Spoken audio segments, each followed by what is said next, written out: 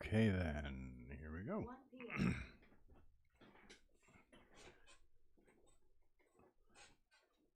Alrighty, folks. Okie dokie. Let's get ourselves in here. Alright, so if you are new, welcome. If you are coming back, welcome back. This is, of course, Baldur's Gate 3 and part of my Let's Play series. So, what I'm considering today, I am debating between continuing an existing game or starting off a brand new playthrough. I haven't gotten very far as of yet. I'm only at the end of Act 1 with all the characters I've created so far. I've basically only gone as far as I ever did in the early access stream. So I haven't gotten any further than that as of yet, mostly because I've just been trying out different possibilities and some of the new features and character classes and stuff like that that didn't exist in the early access part. So what I'm debating today is, do I continue with the playthroughs that I've been doing already? I've got, as of right now, a bard, a paladin, and another multi-class bard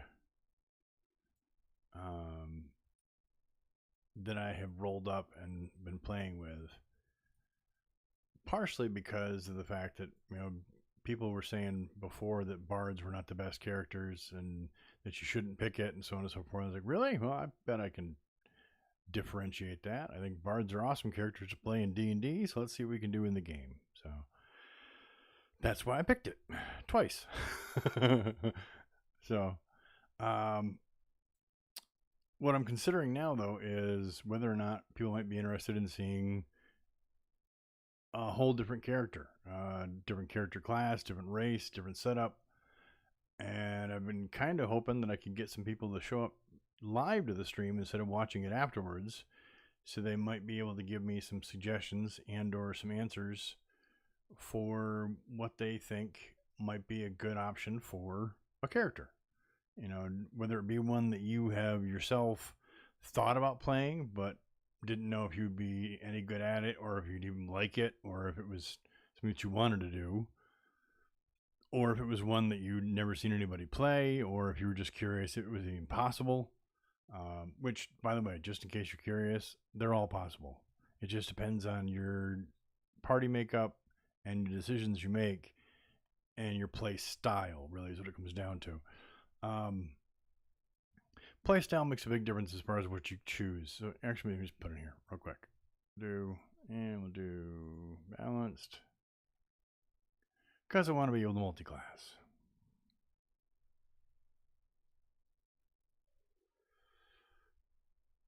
And for anybody who hasn't seen the intro, I could certainly go through and watch the whole thing, but you've probably seen it enough times by now.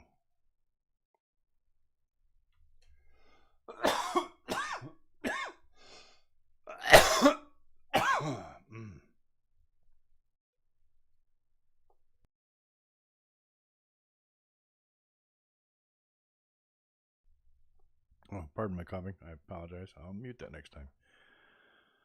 Tutorials can help you learn mechanics of Baldur's Gate. You know what? I'm going to leave them on. Just because. Because if people are watching this series later and they haven't seen them, and they want to know what kind of advice they're going to get, at least they'll get a visual of that. So, you've got the origin characters. You can pick any one of them, and you can go through and you can customize them, and you can play as them with your backstory and your character class and all that already intact. You can pick different races, obviously. You can pick different sub-races that go with those. The classes seem to be the thing that's giving people the most trouble.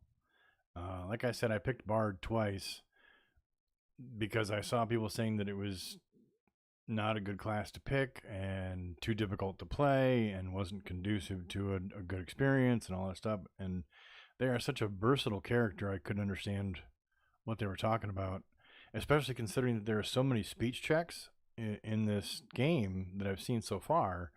And charisma is the stat that you use for things like persuasion and deception and performance and all those parts and pieces. You use things like intelligence for insight checks and for investigation rolls. Wisdom gets used for things like perception and your survival and nature stuff. No, I did it back. Let me think.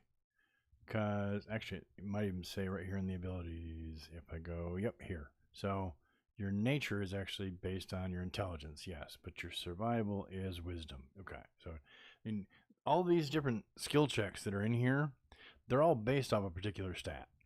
Well, if you'll notice, persuasion, charisma, performance, charisma, intimidation is also charisma, even though I've seen people use in a regular like tabletop version, the pen and paper version of that, intimidation can also come up your strength roll, and you can use that proficiency for it. That's obviously DM's choice. Whoever's running the game and the players can cooperatively decide on things like that. But I have found that intimidation from a strength and or even I've even seen a constitution proficiency used, specifically because they were in the middle of an intimidation check and they had just taken a serious beating, passed their constitution roll, and were still standing. And so they were able to add their proficiency from their constitution to that intimidation check. Not obviously going to happen in here because this is a game and everything's already set in stone. But I'm just saying for D&D, for anybody who loves the tabletop version of this or who's interested in it, things like that can happen. Your DM has discretion on a lot of different things for those. So. So where was I? Intimidation, deception, again, charisma. Survival is wisdom. Perception, also wisdom. Medicine, wisdom again. Insight, wisdom. Interestingly enough, I was thinking it was intelligence, but insight is your natural, your gut feeling as to whether or not somebody's telling the truth, things like that. Animal handling, same thing. Then actually these might be in order. Yeah, religion, nature, investigation, intelligence. Yeah, intelligence, dexterity, stealth, and sleight of hand, and acrobatics, and then strength is athletics. Okay, yeah, so they are actually in order of the different stats. But I mean, you got from your bottom straight up to here is charisma. Then this whole section, from animal handling down to survival is wisdom. From religion up to arcana is intelligence, and then you got 3 of them off of dex and 1 off of strength. So it's hard with any character build to not have something in either dex or strength, because those are your 2 weapon stats primarily. You can, like warlocks can later on use wisdom as their Soken Rangers, have a way that they can use wisdom, and or charisma, depending on which one it is, as their weapon stat as well. But primarily, dex and strength are used for your weapon damage, your melee damage, or your bow damage. So, well, like it says, strength affects your effectiveness with melee weapons. How far you can jump, how much you can carry, how far you can throw things, how much damage you would do if you threw something or with an improvised weapon. Affects your effectiveness with ranged and finesse weapons. So there's some light weapons that are finesse, like the rapier and the short sword. So they use your dex stat instead of your strength stat. So I don't know. It's just that's all part of what made me get into whether or not I chose one class versus another. So basically what I'm saying is, if y'all are interested, I can go through and pick any one of the different classes that are in here, whether you saw that it was not the best or you were wondering if it was even viable. I'd be more than happy to go through and choose one of those. Let me just check in with chat here real quick and see if there's anybody actually watching. Not at present. Okay, that's fine. Just good to see whether or not there's anybody there in case anybody's got a question. Okay, so I'll tell you what I've found so far. Looking around here and there, I wanted to check and see if anybody had done I don't know, either a tier list or the equivalent of a tier list for the different classes and races. And I've seen a couple of them. I'm about 50-50 on them because about half of them I was like, okay, you made some good points, and I don't agree with 100% of what you're saying, but you made good points, and I can see where you're coming from for those. The other half, it's like, oh my goodness, where is this even coming from? I don't even understand where your point of view is on this, but to each their own. So what I've seen so far with them, stay hydrated. What I've seen so far is very interesting as far as the playlists go, or the tier lists rather. I've seen fairly universally you have S tier, A tier, B tier, going down through. I've seen some that only do SAB. I've seen others that do SABC, and I've seen some that do good, better, best. And one I saw was best, playable, and garbage or throwaway or don't even consider or something like that for their different rankings, which is holy cow. It was awful. So they're all over the place as far as what people consider to be the best and the worst and so on and so forth. Interestingly enough, I did see a couple that had Bard in the top rankings. Not the top, but one of the top. Pretty universally, the ones that I've seen ranked well across the board were the Fighter, Paladin, Sorcerer, interestingly enough. And this might be a little bit of a surprise, but Cleric has actually been rated pretty high.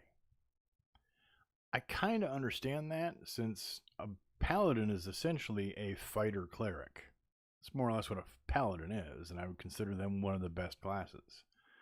Sorcerer they liked because of the versatility that you get with Sorcerer points and the fact that you are a strong magic caster.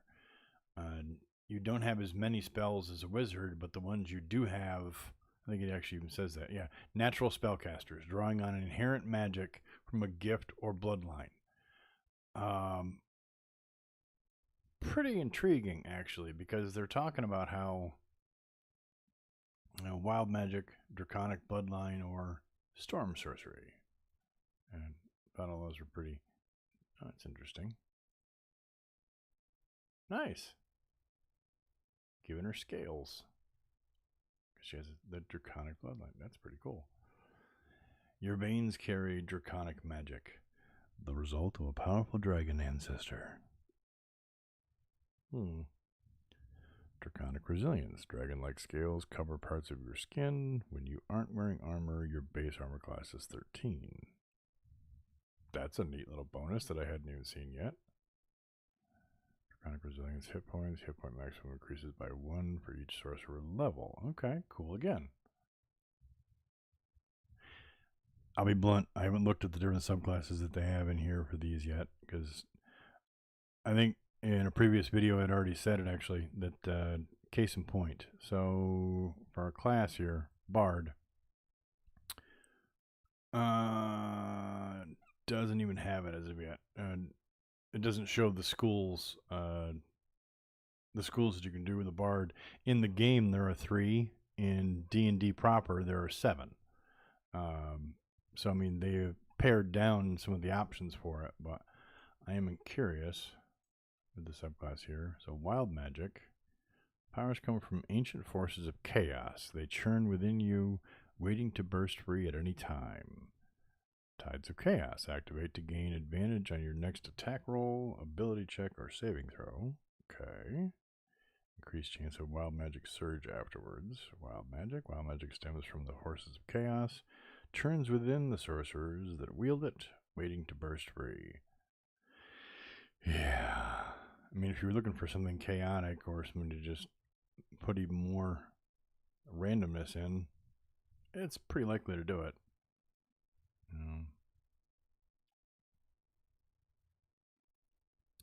See, the one thing I wish with things like sorcerers, spells like Magic Missile, I wish this was a cantrip the way that um, Eldritch Blast is a cantrip with warlocks. Because your Eldritch Blast as a warlock is your bread and butter. You do whatever you can to boost the power on that one because it's the main attack you're always going to have.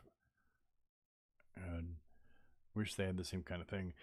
We've got a firebolt with this race, anyways. High elves already have a cantrip automatically, and pretty commonly people choose the firebolt or they'll choose the I forget what the other one is. There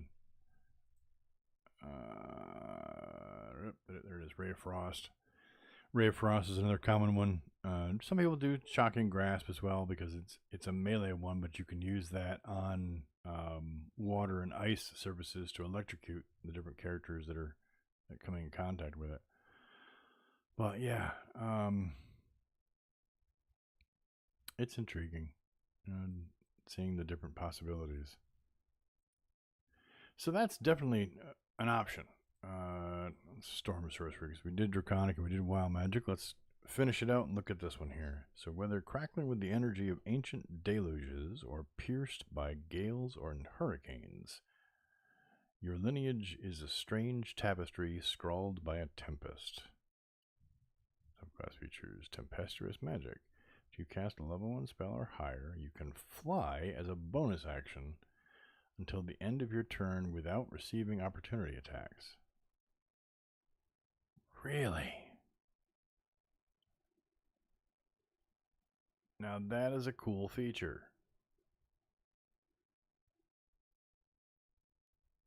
After you cast a spell, you can fly as a bonus action and avoid attacks of opportunity.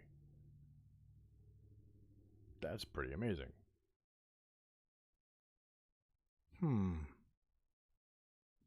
So, I'm starting to see why the sorcerer was rated so high in the tier list I saw.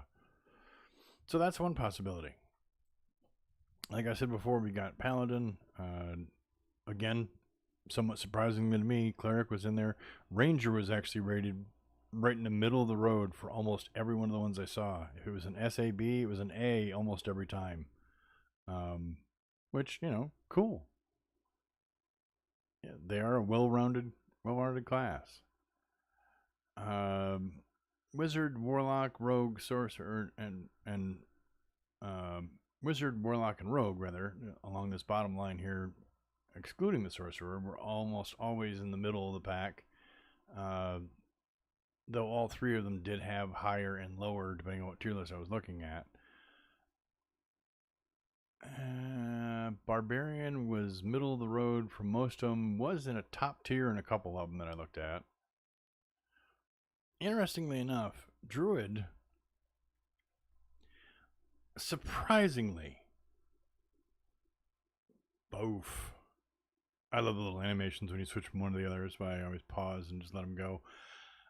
I was surprised that Druid was so low on so many of the different tier lists. The other one that I was surprised by was Monk. Doom. It was just one of those like, okay, I'm not quite sure why, but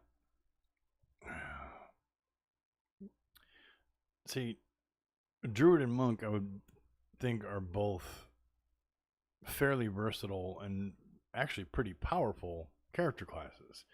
Druid especially, the higher level druids that I have seen in campaigns, and for anyone who's familiar with Critical Role,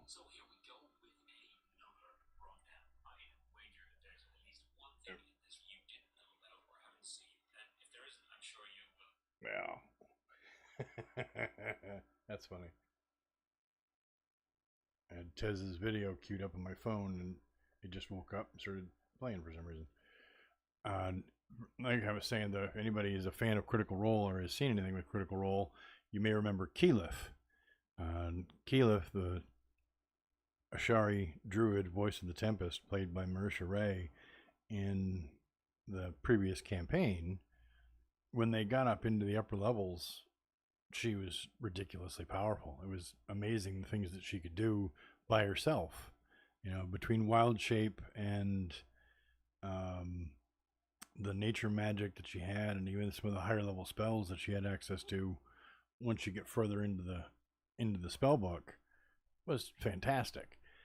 I can kind of understand the apprehension for druid in this setting, simply because druids in this setting in the base game can't ever get higher than level 12, and they really start to unlock their major power right at that time. So they would still be okay, but they wouldn't be the crazy uber powerful characters that people have probably become accustomed with them for different settings that they're in.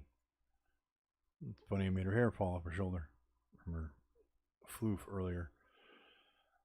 So I guess what I'm trying to figure out is if you all have seen different characters that you're interested in, that you might want to see somebody play as, if you would had thought about playing one as your own character, but you didn't know whether or not you were going to be able to do that, if you were apprehensive or even afraid to try one, if you wanted to see me try that out. So what I'm going to do is this time around, I'm just going to create a character and jump into the game. And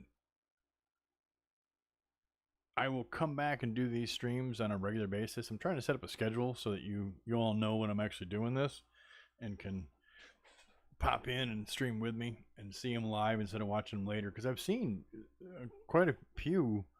The analytics are showing me that people are viewing my streams afterwards, but I must not have the right times for people to be watching them live. So I'm trying to figure out what those times are going to be, and from that do a bit more live streaming, hopefully with some interaction later on. But as I was saying, so from what I've been reading, unless somebody decides that they have a different one that they're interested in, I'm going to try out a sorcerer.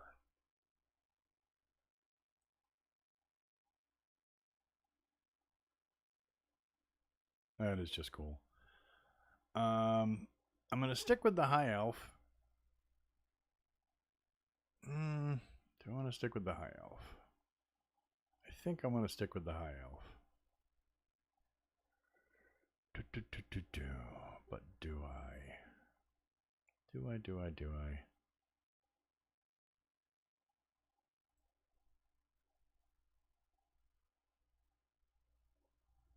Because my other options, and elves are in just innately magic characters. They already come. The high elves already come with an extra bonus cantrip, which is nice.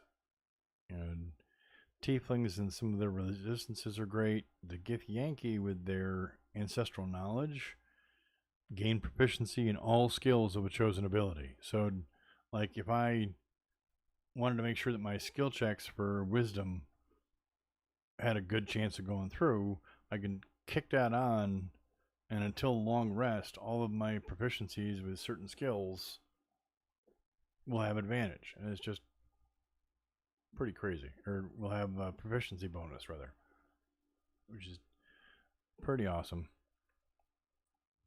Can I change that cantrip? No, and that one is a racial cantrip, so it's always mage hand. The short sword, long sword, great sword, which might be doing a whole lot of weapon fighting as a sorcerer. Cantrip spells, wild magic. Oh, I could always do a dragonborn. I mean, they look awesome. And the breath weapon would be an additional. See, I'm trying to figure out what the best way to make sure that I have a well-rounded character that additionally doesn't have to worry about running out of spells, because sorcerers can go through and use spell points to replenish their spell slots, which is great. But if I run out of spell points in a longer battle, I'm kind of stuck, and that would be awful. So, I mean, going through and having a breath weapon on top of my not very powerful cantrips and a couple of spells could be good.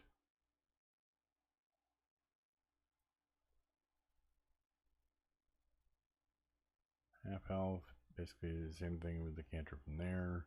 Gnomes and halflings are nice for their extra bonus abilities and their small stature.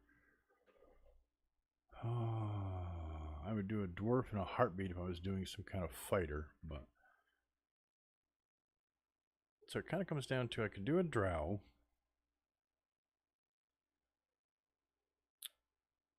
And if I did,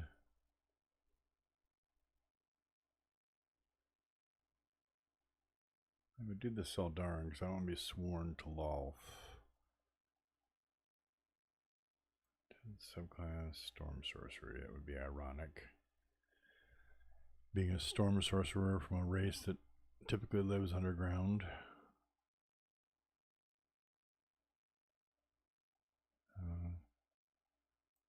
I mean, from that, proficiency with rapier, short sword, and hand crossbow, spear, dark vision. Advantage on saving throws being charmed. Magic can't put you to sleep. Okay, so the same thing as regular elves. Ooh, that's a tough choice. I'm gonna go with the regular elf. And the choice becomes, do I want to try this Storm Sorcery one out so I can fly as a bonus to get me out of attacks of opportunity and to get away from the battle? Or do I want to do this Draconic one that gives me hit point maximum increase, better bonus armor class?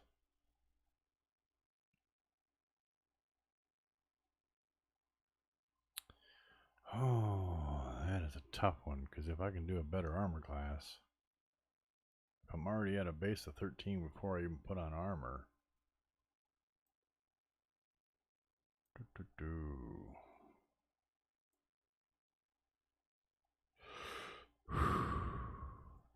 Dragon Ancestor.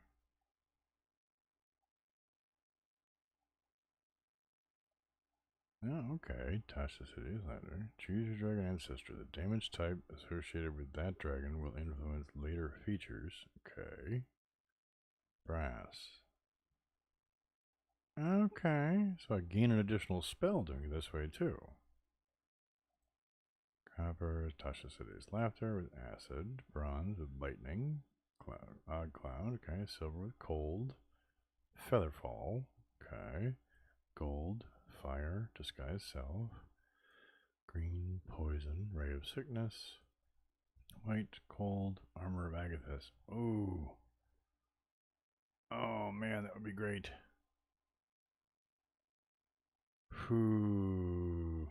That is a tough choice right there. Okay. Blue and lightning again. And get Witch Bolt. Also awesome.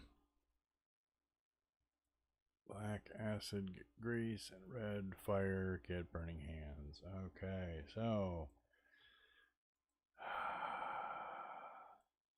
Alright, so it comes down to blue with Witch Bolt, white with the armor of Agathis, or gold with his disguised self. I'm leaning toward blue.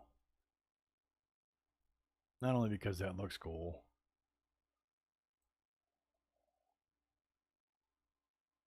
but because Witch Bolt is an awesome spell, and it'd be cool to start off with it. Plus the armor bonus. Yeah, I think we're decided here on this one. Unless anybody says otherwise, I think we're going with that. And we already picked High Elf because our cantrip. We want that Firebolt for our cantrip. It's just nice to always have that ability available. Let's see. Class for dead cantrips. Let's see what we got here. So we already have Firebolt as my racial one. So let's pick. I don't care about True Strike. Bone Shell maybe. Acid Splash, not right now. Light I don't need because I have Dark Vision. So we're going to do Ray of Frost. Let's do Blade Ward for additional protection for now. Do I want Mage Hand? Dancing Lights, Light, Shocking Grasp, Minor Illusion. Oh, let's get rid of Bone Shell. Here, let's get rid of all of them.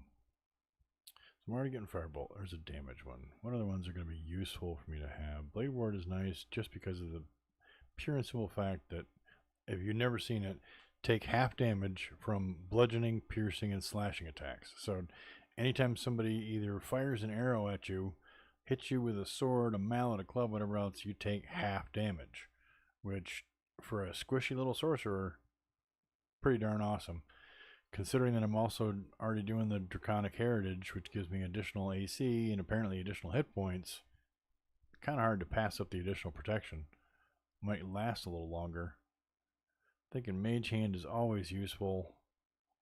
Ray of Frost to complement the Firebolt. There's another distance cantrip. And for my last one, I'm trying to decide if it's better to have the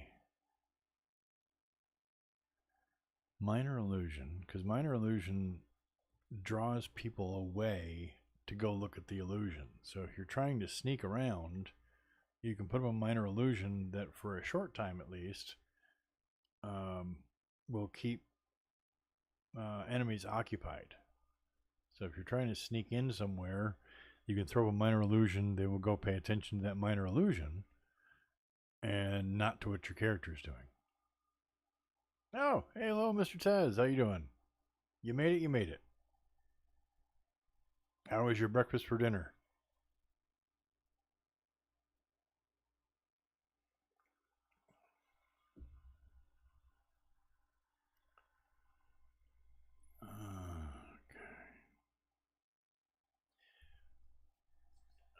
So you don't have to back up and look and see what I've been doing. In case you haven't been lurking for a little bit here, I'm trying to decide what character to make. Between talking with different people and looking at tier lists and things like that, people have tried to figure out what the best characters are to play, and some people have been very apprehensive about playing different character classes, and I'm wondering if people are interested in seeing me play through as a particular one, either because they didn't choose that themselves and they're wondering if they could do it, or if they're just wondering because they see people talking about how one versus another is lousy or not worth your time. And I think all of them are viable in one way or another. You just need to make sure your party composition fits. But if people have found one or two that they are particularly not looking forward to, or that they're very curious about. See, when I was looking over the different tier lists that I looked at just because I was curious, normally I don't like to look at them because I don't like to see what other people think, but I was very curious to see how people were rating them, especially after the game had been out for a week. And I was surprised to see how high classes like Sorcerer and just plain Fighter were rating. And so it was like, okay, interesting. I was surprised that Rogue was not an S class, was not a top tier in pretty much any of the lists that I had seen, because in my experience and from previous things, they've always been one of the top ones, but they were all middle of the road.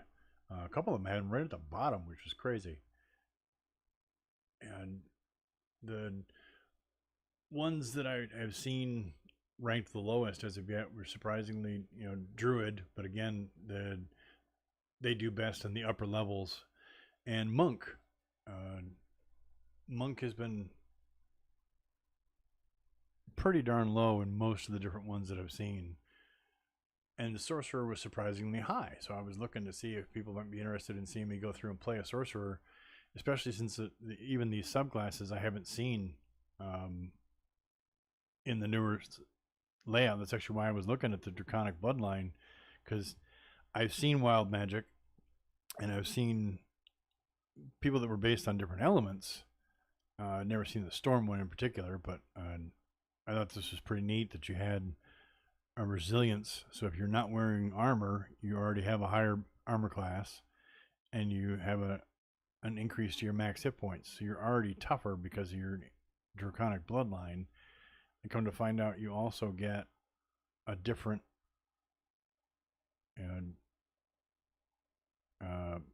boon, a different, at level 6, spells that deal lightning damage are more powerful, and you can become resistant to lightning damage. So because of the ancestry that you have in your from the Draconic influence, depending on what you pick, it changes what things you're more powerful at and that you're more resistant to, and it also gives you a unique spell. So I thought that was a pretty neat thing as well. It's just trying to figure out what I might want to play, what people might want to see is really what it comes down to. Because I will happily go through and play pretty much any class in any race, and eventually I probably will. I'm probably going to have hundreds of hours in this game because I love D&D. I always have. I don't know if you're familiar with the game Neverwinter Nights, but that and most of its iterations and expansions and things like that, I played the heck out of those. I had hours upon hours worth of playing those, and I'm probably going to do the same thing with this one because honestly I love it. No.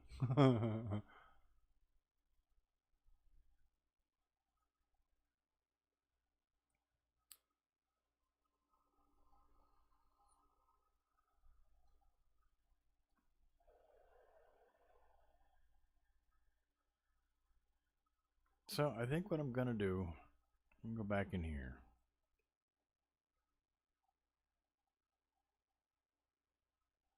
I already got 2 for damage. Got 1 for protection and 1 for utility. So I'm thinking that's also damage but has some utility. That's got a great deal of utility. More for the role-playing side of things as well, but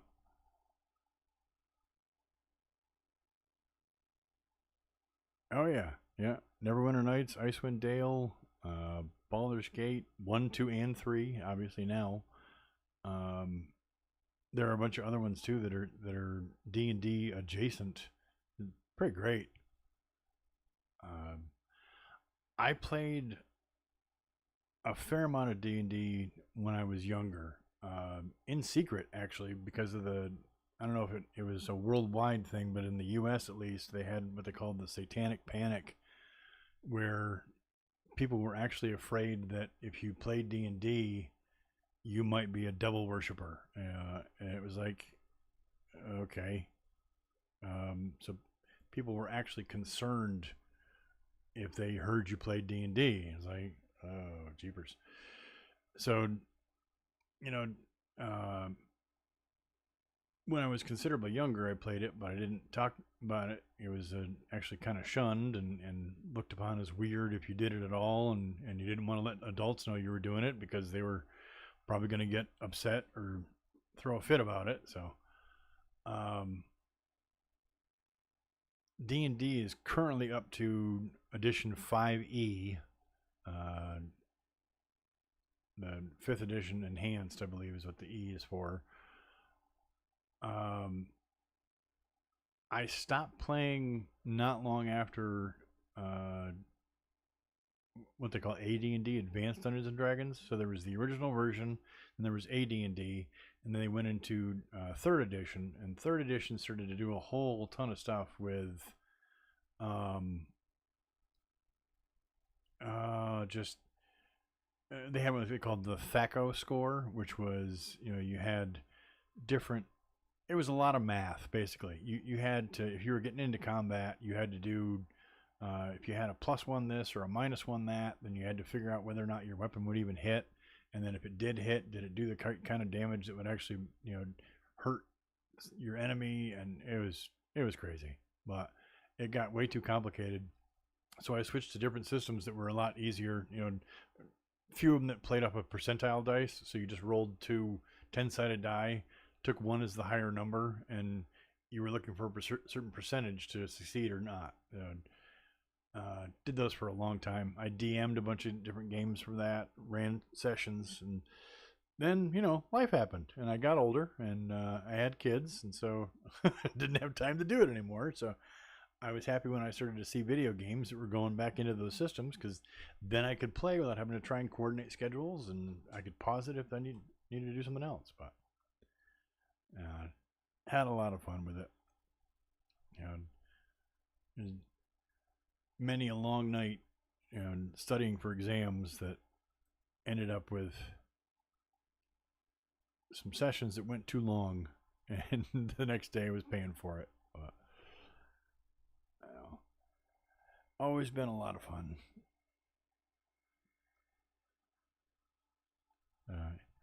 Yeah, the imagination part of it, the cooperative storytelling between the DM and all the players is really the best part about it, in my humble opinion.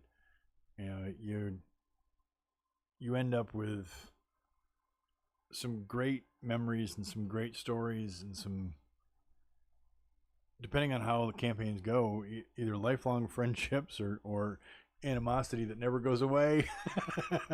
It's been a lot of memorable interactions just playing games, and because you get into some pretty long-standing relationships with people and doing some awesome stuff. Anyways,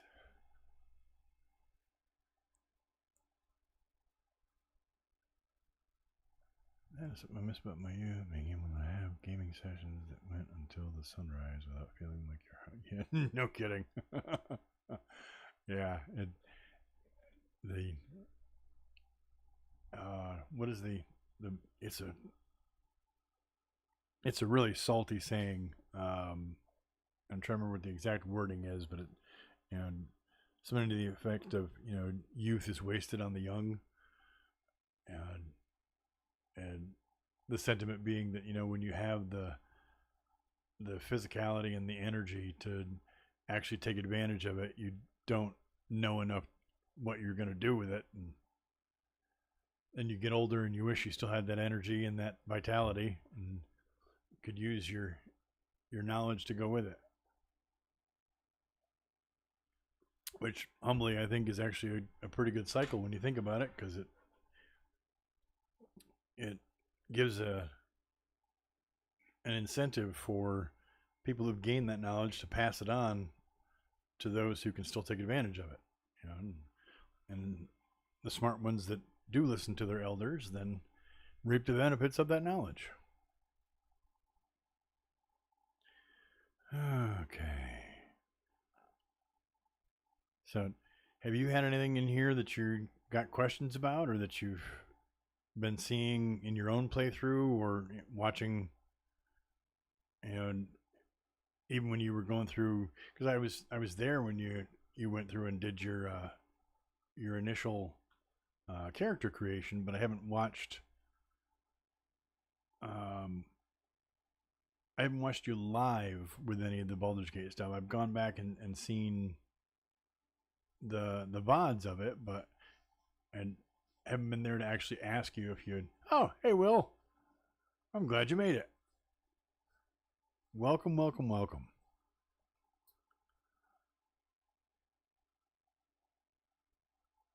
So I was explaining to Taz a little bit ago, Will, that basically what I'm doing is going through and picking out some different things that I thought might be interesting.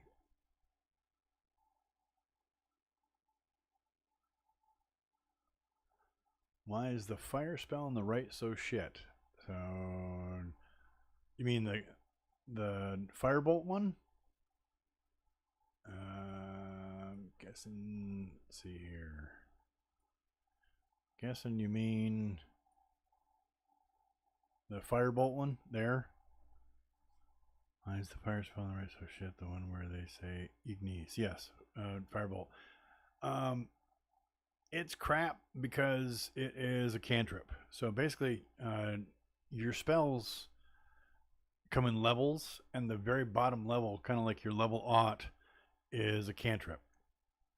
And it's ones that you can cast over and over and over again without ever using up a spell slot, which is why they're not majorly powerful.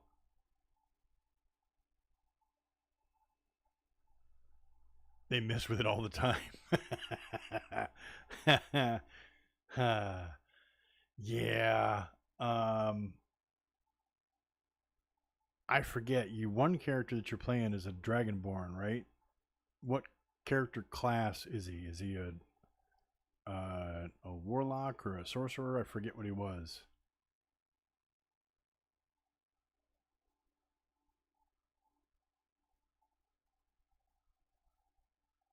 This is weird, having to wait for the delay of what I'm saying to get to you. May have to decrease that delay so I'm not sitting here waiting to go back and forth. Yeah, but the short version of that is that the cantrips themselves are not very powerful spells because you can cast them an unlimited number of times. You know, and if you need to every single time you get into a battle cast the blade barrier one for protection, cast the firebolt one because you ran out of other spells. They're basically ones that are helpful for early utility, and they can be used as a backup. So more or less, like if I run out of spell slots to cast my magic missile, my witch bolt, my stronger spells, then I've got that as a backup of, okay, I'm not completely out of spells. I still have one there.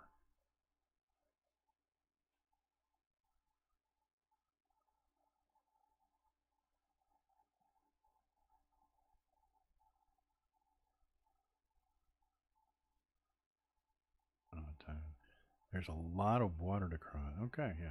So yeah, and with your character being a warlock, his main casting ability is charisma. So that's actually what he uses for casting spells. You can actually see it right in there. Spell casting for bards, paladins, sorcerers, and warlocks. So that's what he uses to cast spells. The problem that you run into is that some of these cantrips, like you'll notice down on the bottom there, it says Firebolt, which is a cantrip, but Hurl a Mode of Fire, that's the range of it, and the spellcasting ability is based upon intelligence. Well, your character uses wisdom as his casting ability. So if his intelligence isn't very high, then it does less damage and has less of a chance to hit. That's the pain in the butt with those, is that that particular cantrip, depending on where it's coming from, it could be based on that. So, and yeah, because it is also the piddly spell at the bottom of the list, it's entirely possible that who you're trying to hit with it is just too high level. No. So what I was just talking about with Tez a little bit ago here, Will, is that I've been going through and looking at tier lists and looking at people's reviews and different parts and pieces for different classes. And I've been surprised at what ones are on the top part of the list and what ones are on the bottom part. And I was putting it out to people if they had one in particular that they wanted to see me go through and play as, one or two or three, because I was saying before, I'm probably going to end up playing this from start to finish multiple times because I love D&D and RPG style games. And since when I was saying that originally nobody was here, I was just looking at the different ones that I hadn't looked into myself as of yet and looking to see what options were there. I was very surprised to see that Sorcerer was up so high on different tier lists, and I was very surprised to see that Monk and Rogue were so low on several different ones. So I was going to put it out to the chat and see if you guys wanted to see me play one that was rated high or rated low and see how well I did with it and go from there. So I've been going through making up a high elf draconic bloodline sorcerer as of yet. And I have no problem changing it all if you guys want to see something different. Because I will probably go through and play a whole bunch of different ones.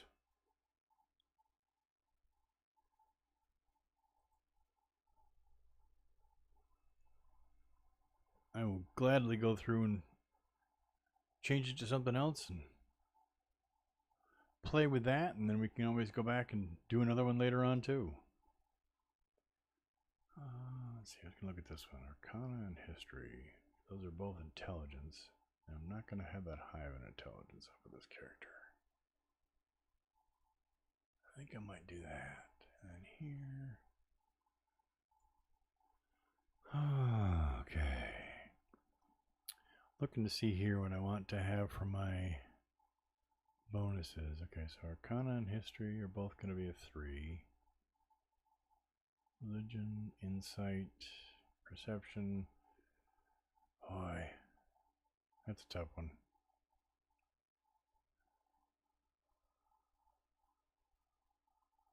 It is tough to not have a high perception. So I might have to boost my wisdom a little bit to get that a little higher. Survival. Yeah, deception, intimidation, persuasion, all those will be fine. I might even take my deception one, because I've got persuasion already, and put it under insight, just to get a little bit better there. May play a monk at some point. Never played that class before. Yeah, I actually, as a joke, because somebody was talking about how they were looking at the different races and classes and how they combined. I rolled up a monk dwarf because it doesn't make any sense. And I was saying before that, really what you need to decide is whether or not you're more interested in role play or if you're interested in min-maxing. If you want to create the most powerful character you can possibly do that does the most damage, if that's what you're looking for, then yes, there are only certain classes with certain races that make the most sense.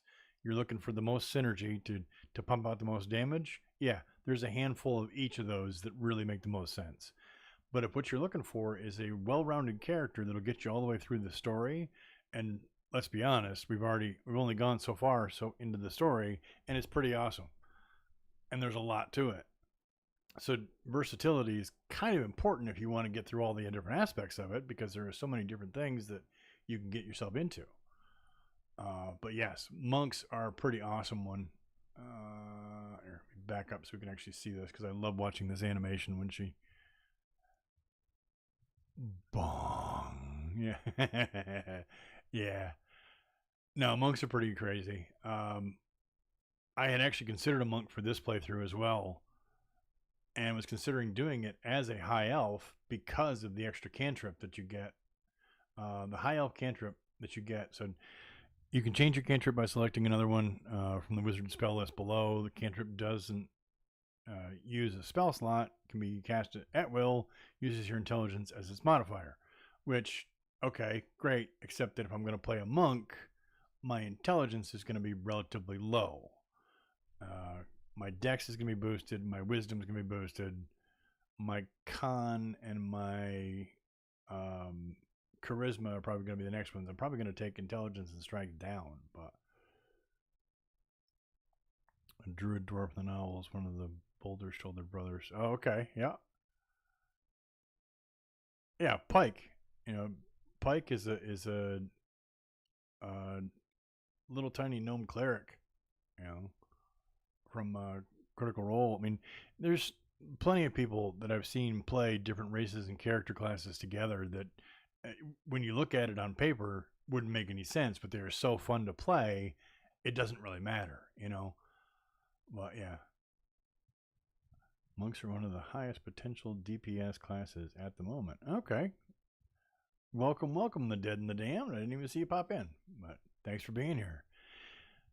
Yeah, I've heard people talking, good things and bad things about monks. That was one of the things that, again, with those tier lists I was looking at, I was really surprised that the monk was so low on so many different tier lists, because I always thought they were just awesome characters. If you guys are interested, I'll happily roll up a monk right now. I would probably go through. I was gonna do a monk though. Let's see. Do I want to do it as an elf? Good evening, good evening. Thanks for being here. So,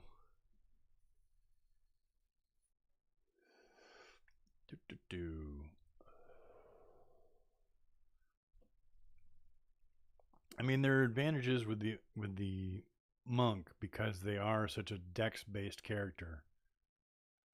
To going with a smaller race, the only problem is that with the smaller races, their movement speed is low, and it's really crucial with a monk to have a high movement speed because you need to be able to get to and pummel multiple guys as you're going through. So what I was considering with this is doing the elf and changing it from high elf to wood elf to have even more foot speed. Doing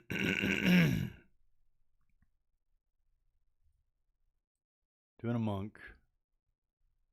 I'm going to do that. I might actually consider doing an urchin if I'm going to do this. Make it my backstory as the wood elf who somehow made her way into the city, or made his way. I'll probably change it over to be a guy.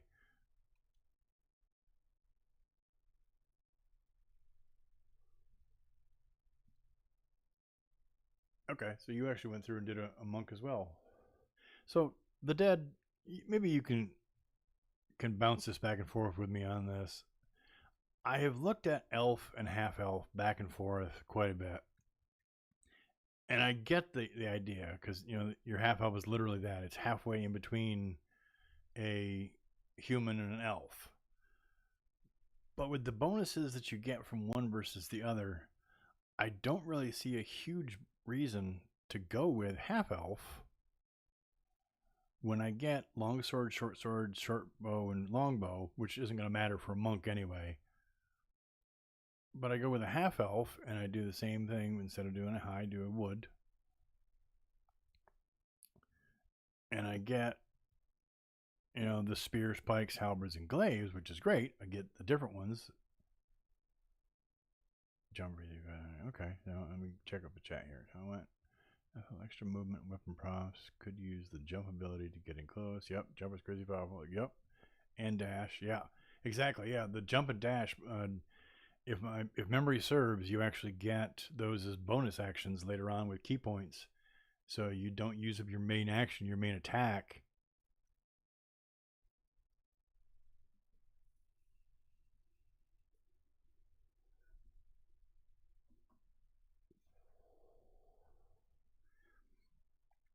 Yes, I mean your racial speed is the same. It's the 9. Spears, pikes, halberds, and glaives. Armor proficiency, light armor, and shields. See the dark up to 12. Fey ancestry, saving throws against charmed, and can't be magically slept. So that versus an elf that is wood. Back in, look at the same thing. Same speed. Proficiency with longsword, short sword, dark vision 12, and saving throws of charmed and sleep. So I mean, the weapon proficiencies obviously make a difference. Because if you're long sword, short bow, and longbow, the short sword is a possibility for a monk. But usually you end up using quote unquote monk weapons, which later on is just your hands for half of it because your hands become magical weapons.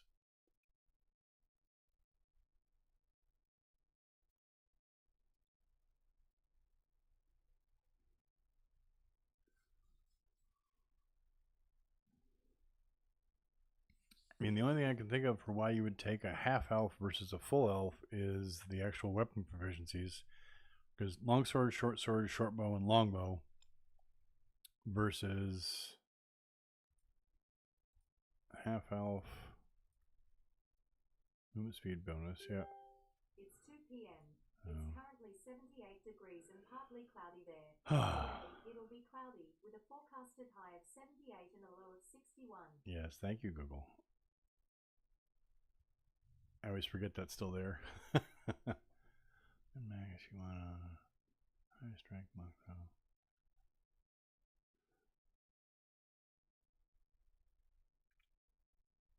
Yeah, this one goes with spears, pikes, halberds, and glaives. So a bunch of long two-handed weapons, light armor and shields.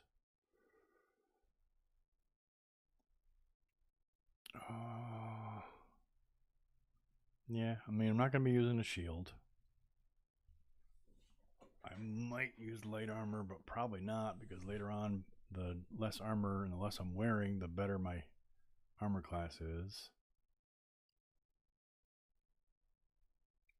So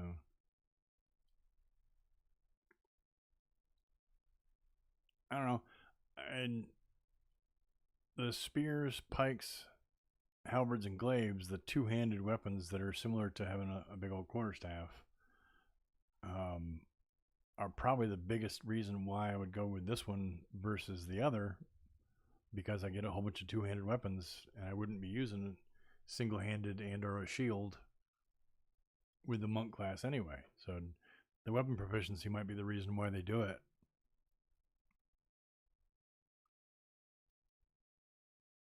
That might be the reason why they're picking it. Oh, I'm gonna get caught up with you guys.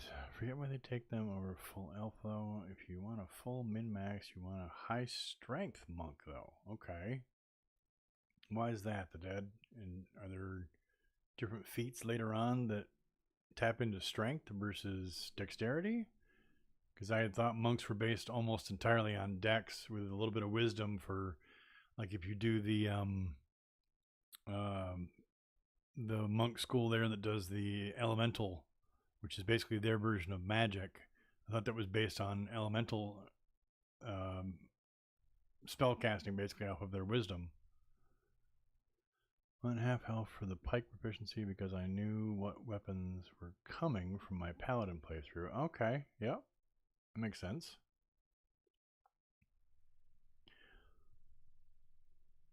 Well, I'll put it to you guys. If you like this idea, we'll go with custom, half elf, wood half elf because I want the additional movement. Do a monk. I'm going to do the background of the urchin because I just think that works well for the role play side of things, where I was a wood elf that came to the city and, you know, I don't know, I'll probably throw a backstory together because I'm that kind of guy, but probably something to the effect of like my family was killed in the journey, and so I was all alone in the city and turned to, you know, busking and begging, possibly a little bit of light thievery here and there.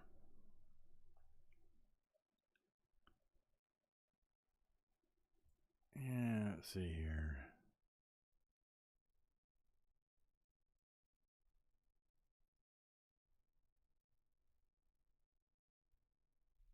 Tavern Brawler lets you add strength to damage twice. Okay.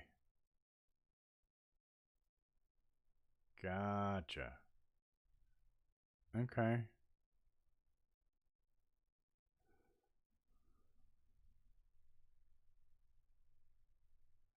Alrighty.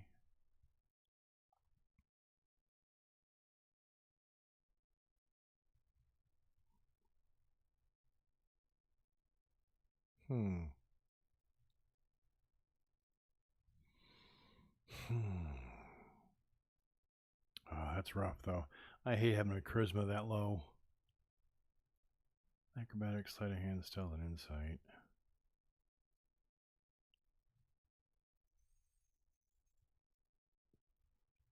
Yeah, that's fine.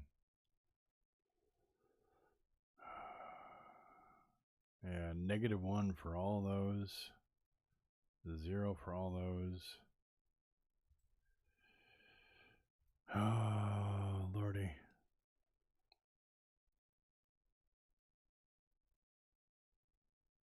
Boy, oh boy, oh boy.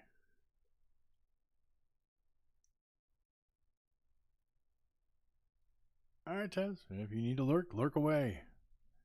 Just glad to have you here.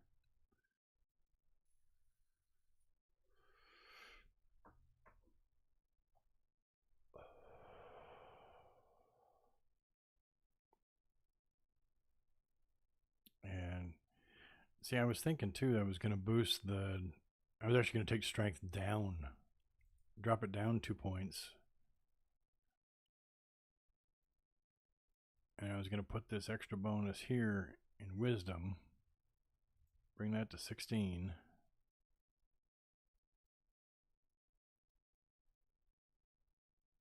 So that when I do level up and get the elemental school for the monk, I've got that extra bonus because that's what it comes from. And then the first time I go through, I was just gonna like for when you get to the chance where you can go through and do feats, I was just gonna pick the ability bonus and max that right out to 20. And then possibly make the deal with the hag and get the extra bonus point off of that and go from there.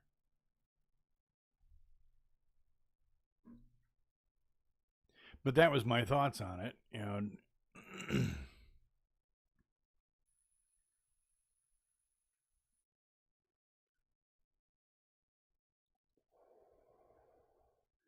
Yeah, that's one of the things I was thinking about. Definitely was that the AC bonus from having a high dex makes a huge difference. Because I may not be as strong, but if you can't hit me and I can move around ridiculously fast, and it also increases my initiative, so I go first, I smack the crap out of you, and I run away before you can even touch me again. Especially later on when I get into the school where I can add the elemental damage to different things that go along with that. Because a couple of those I remember seeing, um, like you hit them with a fire burst, but then every hit you have has fire on your hands as well, and turns your hands into magic weapons, and you get the bonus attacks. And later on with your key points and your flurry of blows and things like that, you can have like 4 and 5 attacks per round. It's just nuts. So it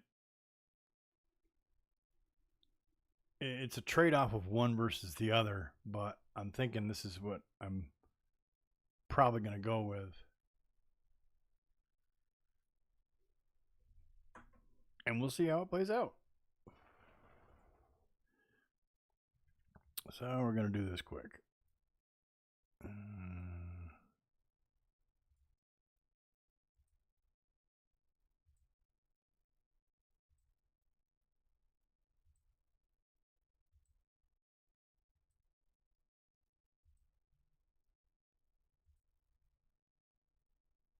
She just looks annoyed. 3 levels in Rogue, Thief. So it depends if you want to go pure monk or not.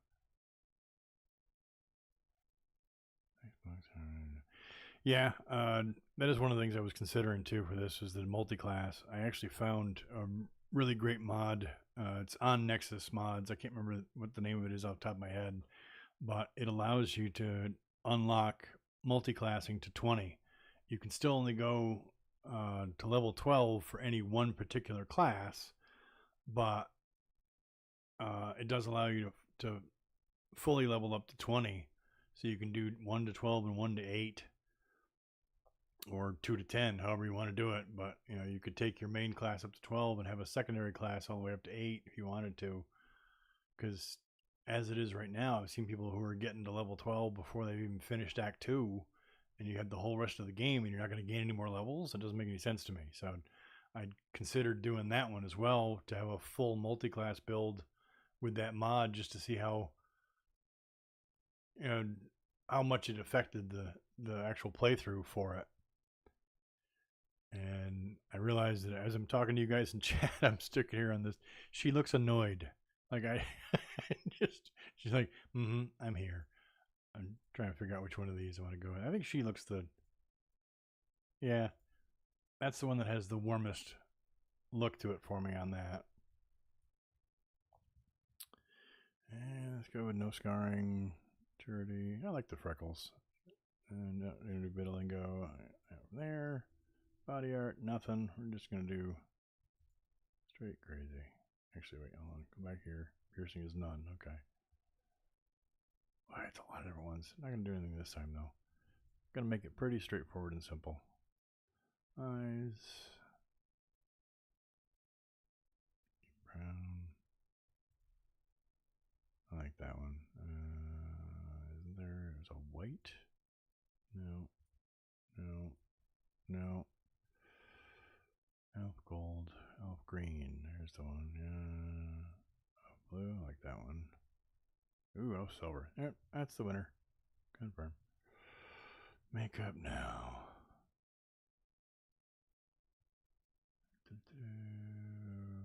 A little bit of a cat eye. Yeah, we'll go with a cat eye. There we go. Let's give her something that's a bit more practical.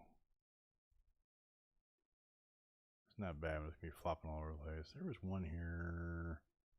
Is that the one? Has it? Yeah. It's longer, but it's tied up. I like it. And what do we want to do? Let's make her. She's a wood elf, so let's do. Let's go with a dusty. Not that dusty.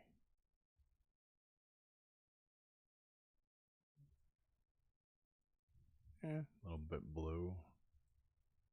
Neutral. I like that. Let's go with that one. Firm.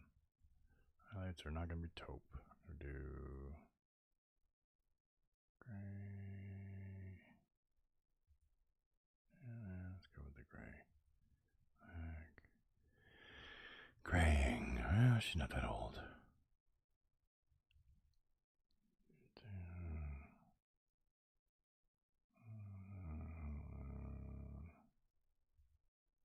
Black is there.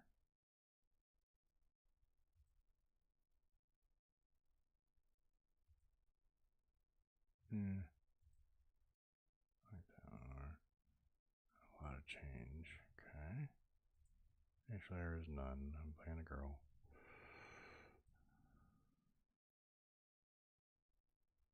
I like that. I like how it changes. It's in the sun. It has more of a red sheen, more of a deep auburn to it.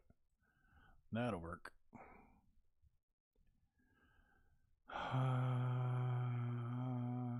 Yeah. Oh, let's see. She's going to be. I'm thinking about a name here. Let me just get caught up with you guys here in chat. So. Nice. I'll have to find that mod after I finish my current 3 runs. 3 runs. Nice. Yeah. If you get all the way done with the stream, I want to go back to the beginning of it. You'll see I was showing that I've got 3 going myself. I got 2 bards and a paladin that I'm currently running. I've been considering trying to figure out a way that we can get some of the guys that are in the Tez's group and or any of the other ones that I've seen where people are playing, possibly, because I will be the first one to tell you I don't have anybody in my stream or my Steam friends list is empty. Like I don't ever do any kind of co-op stuff because most of the people I know that do any of this are online and they've already got their own friend groups that they're playing in. So I've never even asked. But if you guys would ever be interested in doing, just for fun, a playthrough at some point, we'll pull up Discord and get a voice chat going in there and just go to town. That'd be kind of fun. Oh, what's her name going to be? It's an elf, so she's going to have an apostrophe in there. And I kind of want to stick with the theme that I've been doing. Let's do M.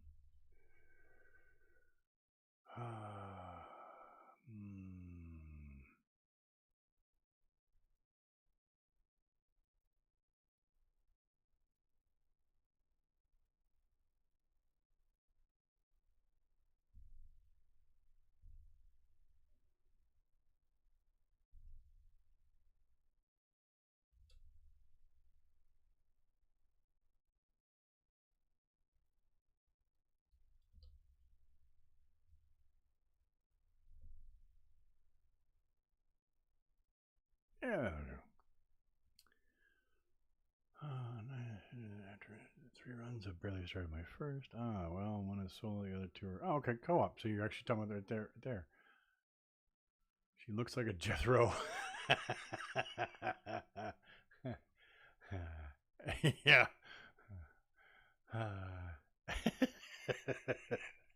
Jethro the monk.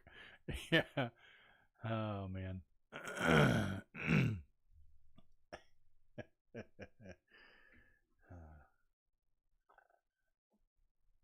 I'd be up for that. Oh, okay, cool. Yeah, time zones be damned. Yeah, there you go. Yeah, because I don't know what time zone you guys are actually in. I know. I think Will, you were the one who were telling me that you're in the same time zone as Tez, which means it's like is it 1800 or 1900 for you guys right now?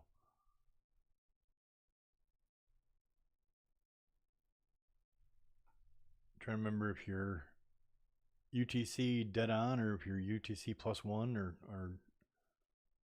what you are.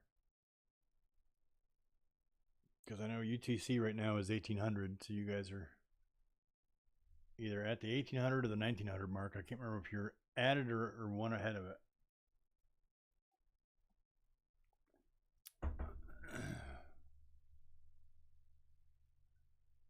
Yeah, GMT. Yeah.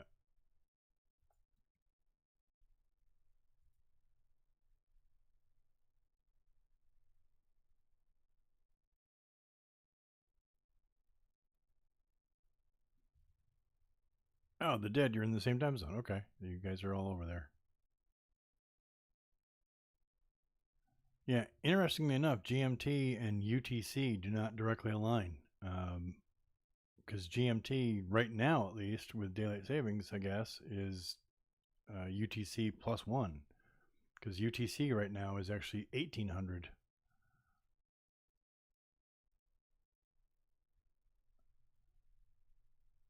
Uh,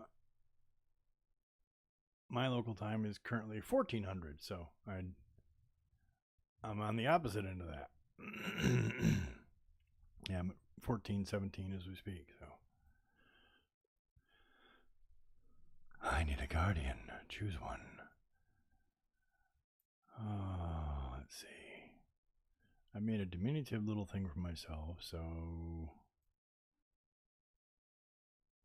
let's make a tiefling just because it's fun. And made mine very bright, so we're going to do really dark. General.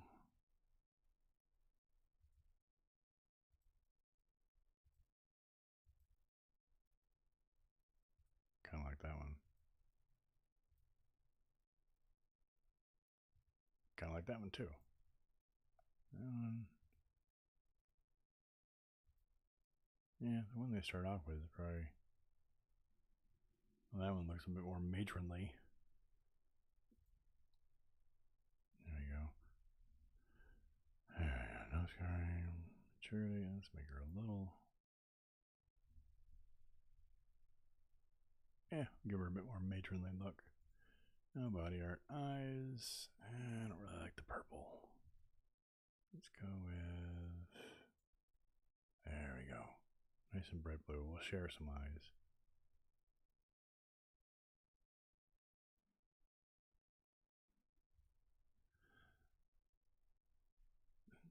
No makeup. Yeah, let's see the same one. Hair. Oh.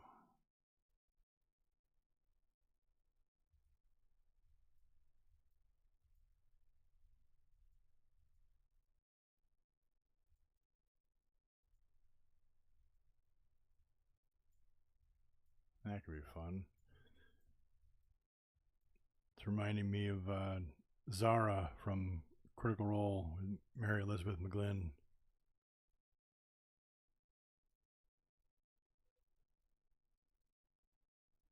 What do you guys think? Yeah. Oh, yeah. The time change twice a year. The daylight saving time is stupid. I mean, it should have gone away when World War II did.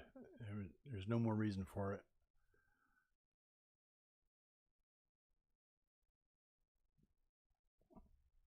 And yeah, I get it. Yeah, it's nice having all my clocks be digital and have them automatically set the time, but we shouldn't have to change the time. I mean, it's one of those studies that I've been a part of actually multiple times and helping with research on it and gone through and done quite a bit. The the detriment to your circadian rhythms and to your physicality and your physiology and based upon the screwing up the sleep cycles is just stupid. And you you get better sleep in the winter because it is darker and cooler, and we screw that up by changing it by an hour on each end of it. Basically, you're getting into the winter time and into that darker, cooler season, and we screw it up with an hour. You're getting out of that time, and we do it again. You're getting into spring. It doesn't make any sense. Your circadian rhythms are all messed up. The multiple studies that I've been a part of I looked at some seriously large data sets for, and heart attacks and car accidents and just a whole bunch of negativity goes way up that time of year on both ends of it. They should just change it once and say, okay, this is the last time. It doesn't really even matter which way they change it that much. They should change it to where it doesn't exist and just get rid of it. No, the only reason why we still do it, honestly, is because you have people who are too stubborn to change it. They've adjusted how much time it actually is. So, I mean, it used to be that you had it changed in September and May, I think, and then they moved it back to October and April, and then again to, I think now we're actually back to November and March. But it is still not going away, and really what they just need to do is just eliminate it completely. The purpose to it originally made sense because you were saving on lamp oil, and during a time when we didn't have modern electricity all over the place, and they were concerned that people were not going to be able to do business during wartime when it was a necessity that things get done.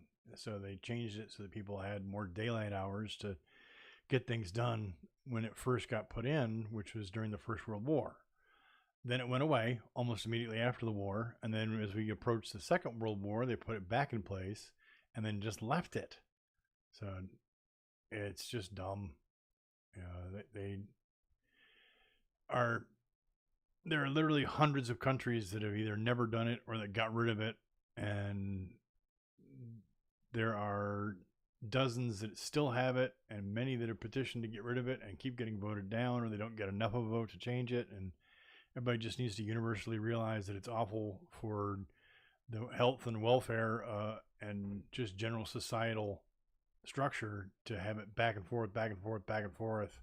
They need to pick one, preferably to not have it at all, and just leave it that way.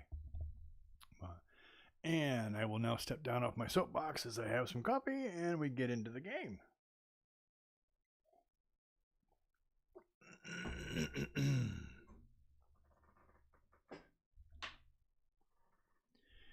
Okay, I don't think hers actually makes a difference, so we're just going to go straight gray, neutral, white, gray, neutral, white. Yep, there we go.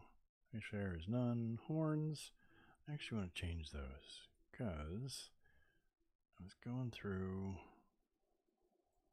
that one, yeah, and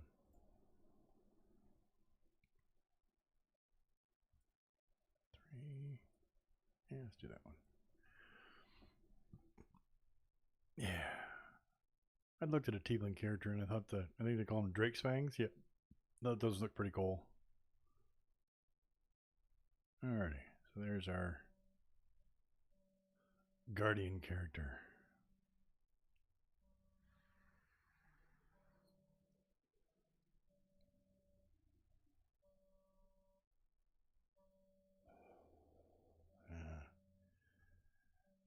Nasty lipids. Put them back in October so I can get the extra hour of sleep and leave it there. Yes, exactly. You know, which puts it back, yep, in line with UTC, and that's the way it should be.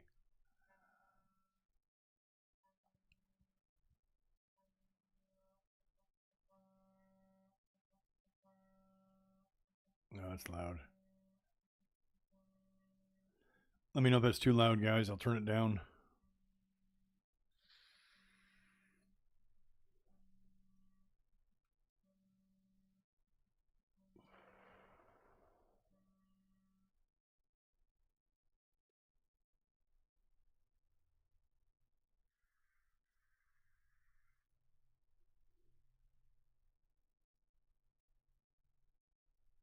And the Wilhelm scream.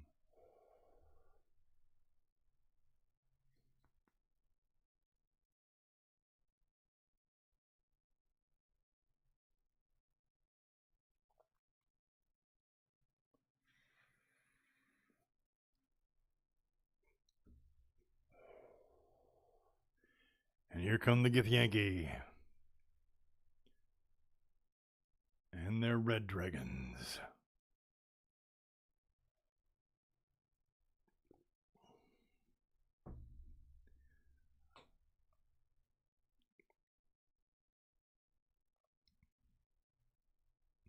Definitely got to give it to the mind flayers. The Illithid have some seriously strong intellects that they can go through and, while all this is happening, still control the ship with their mind.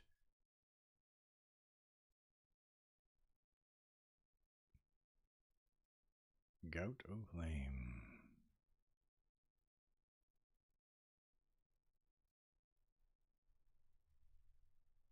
Oh, you're not hearing the game sound at all. All right. Well, let's see if we can fix that.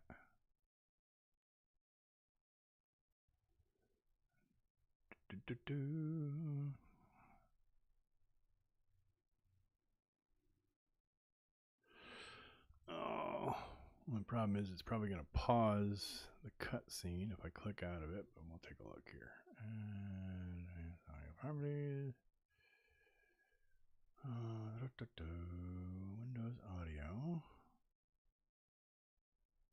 Audio in output. Setting that there.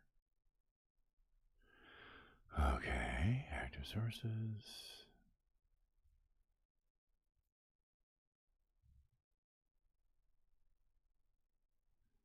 Settings for stream.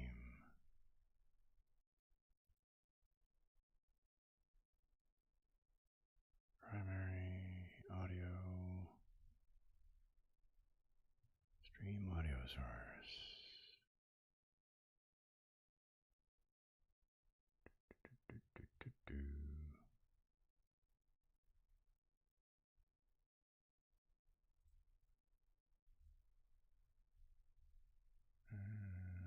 Set to 1 and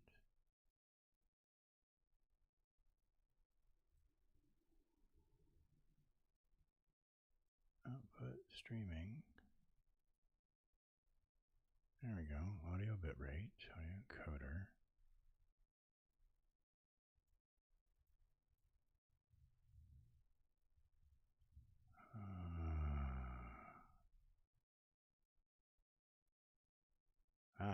Okay. Apparently I can't change that while I'm streaming, so let's do this. Let's change this to there. Close that. Go back in here. Let me know if you can hear it.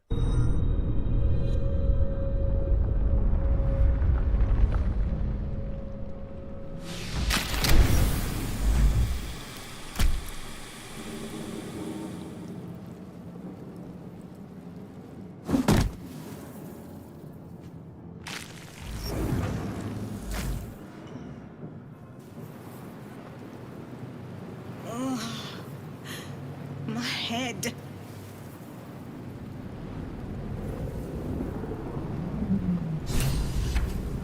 Might still be stuck inside if we hadn't been attacked.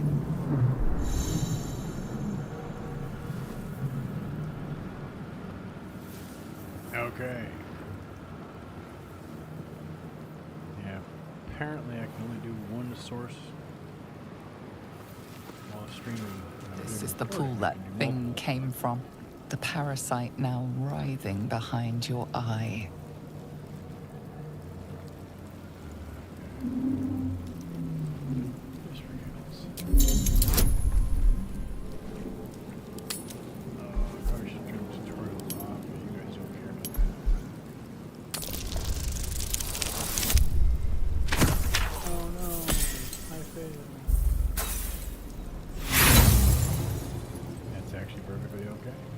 You notice nothing more than meets the eye.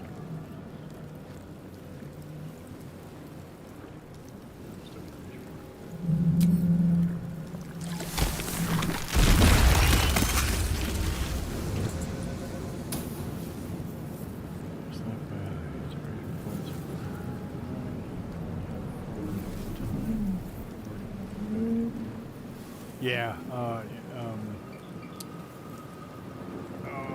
trying to think which playthrough or part it was that I did. I had that on. I ended up having 2 of them on one of my characters and one on another one, and I ended up getting one more. And then I did something else that I thought was going to give me inspiration, and I didn't get it. So I was like, okay, why am I not getting it? Yeah, apparently you can have 4 at any one time, which is good. Yeah, it's a good tip, the Dead. Thanks for that.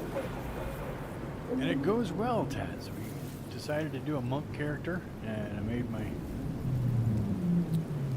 crazy little wood elf critter. I'm going to see what kind of mischief we can get into.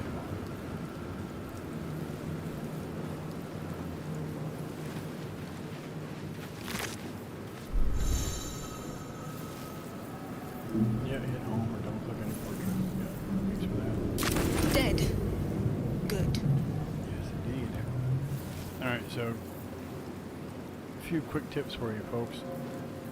Right now, because I'm not, casting any spells or whatever else, this is fine. The layout will work without any trouble whatsoever.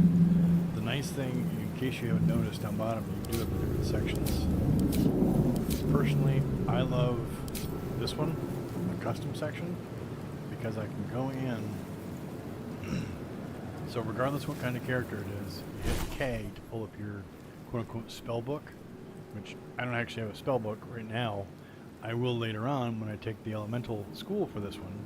It'll be a spell book of sorts, but it gives me the ability to turn on or off whether or not I want an attack of opportunity to hit. This way it asks me, do you want to do an attack of opportunity? Because I might not want to. I might want to use my reaction for patient defense or something else that, in case I'm just extra.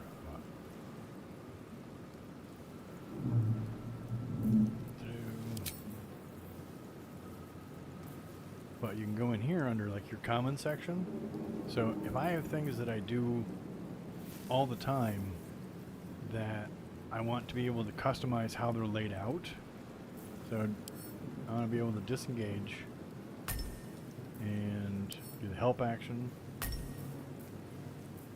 dash and throw and shove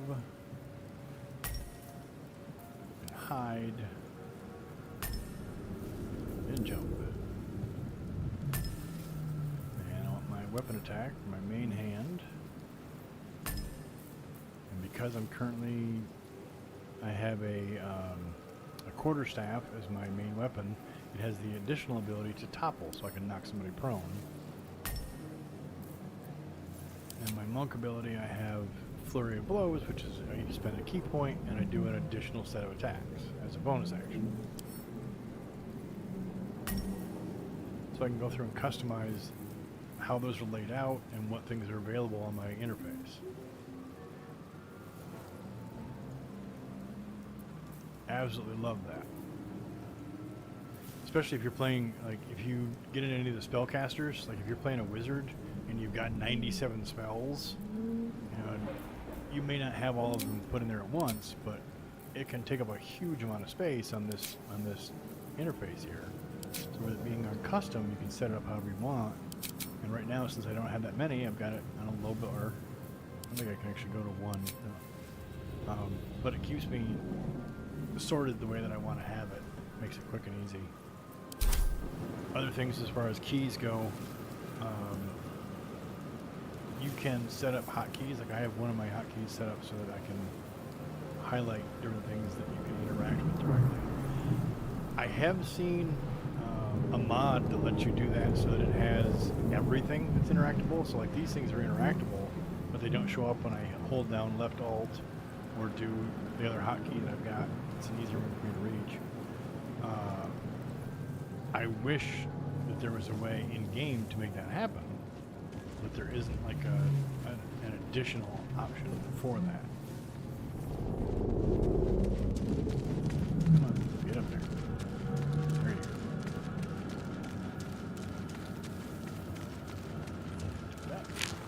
go. Visions project into your mind, A nautiloid hurtling through the plains, resplendent with psionic energy. It is such a good voice. Pick that up. Because I can sell it later. Here's our chest.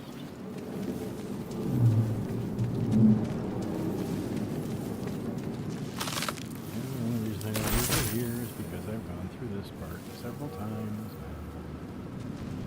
And I'm not damaged as of yet, unless you somehow manage to walk through fire on her way back down. Hopefully she's smart enough to avoid it.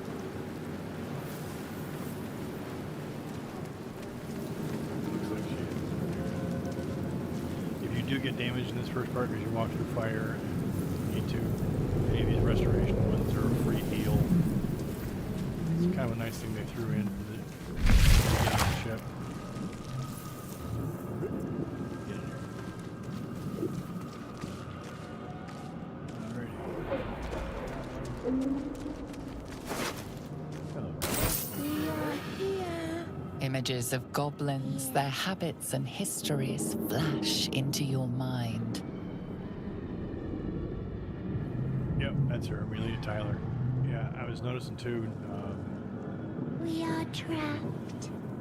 If you want to see some fun stuff, she has a YouTube channel also, and in her YouTube channel, she's actually got, I think there's 4 of them now, of her outtakes from being the narrator on this, and some of those are friggin' hilarious.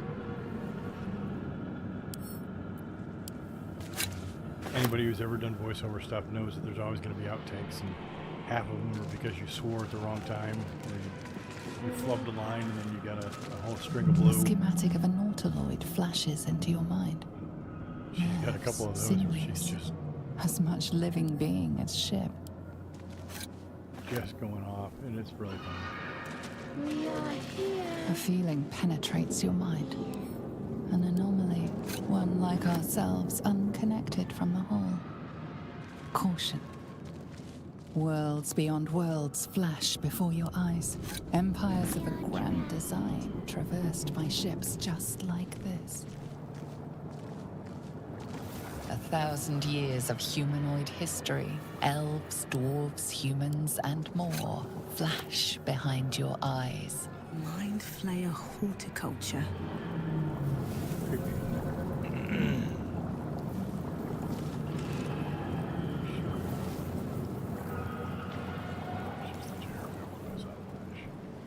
Release us. Oh, I will in a minute.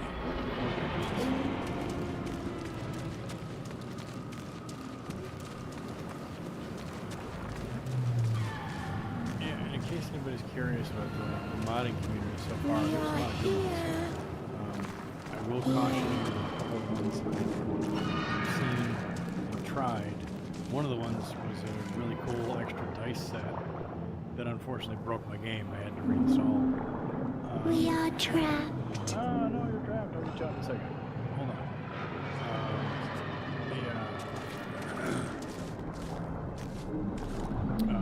A couple different things that are interesting with it is that you have... Help us. I will in a second. Hold your horses. A couple different ones. The one I already talked about, the mod that lets you go in multi-class up to 20, as long as none of your characters are higher than 12. There's another one that lets you highlight everything when you do your little kind of interact with. There's another one that has a what was it called? We are here. I know you. Here.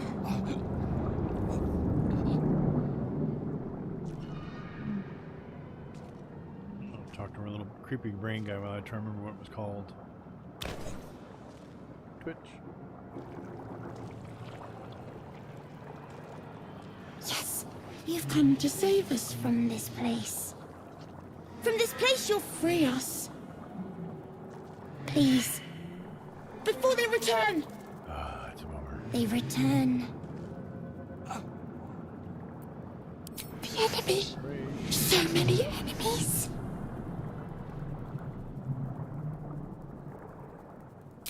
Remove us from this body, from this case. Free us, please.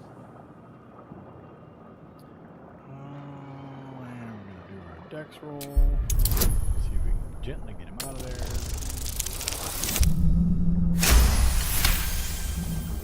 That's what I get a crit on, seriously?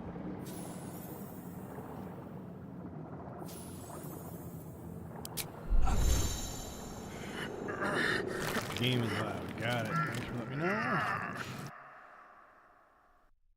We'll pause right there with him getting his head squished.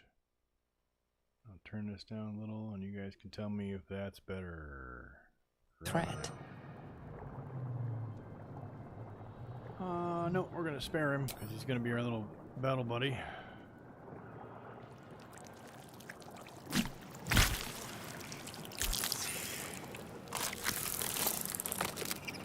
We are free.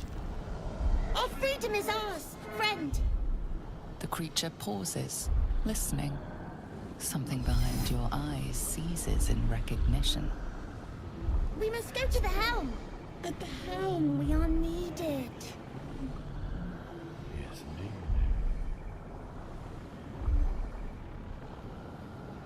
Yeah. Is that better on the game or is it still too loud?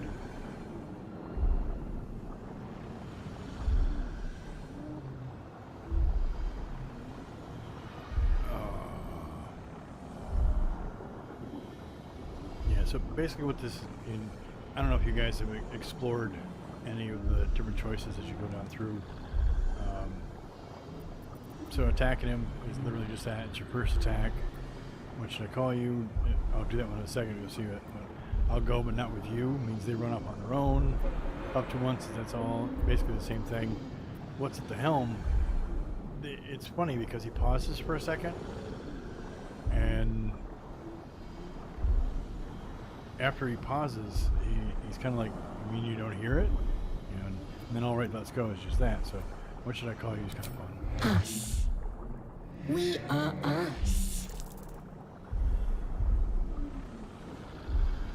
Is it still too loud, guys? I'm going to turn it down a little more.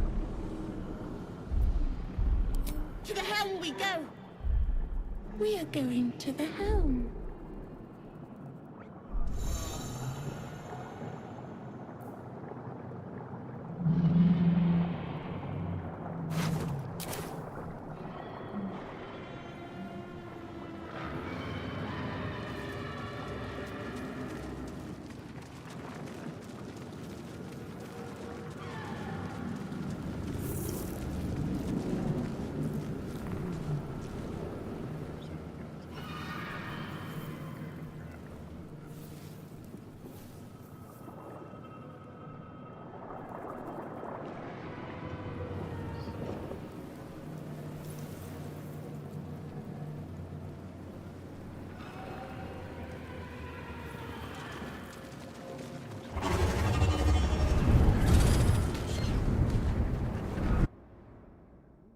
Just a touch more.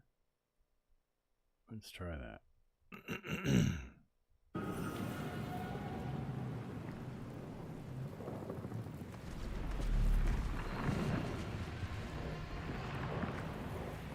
Come on, Lizelle.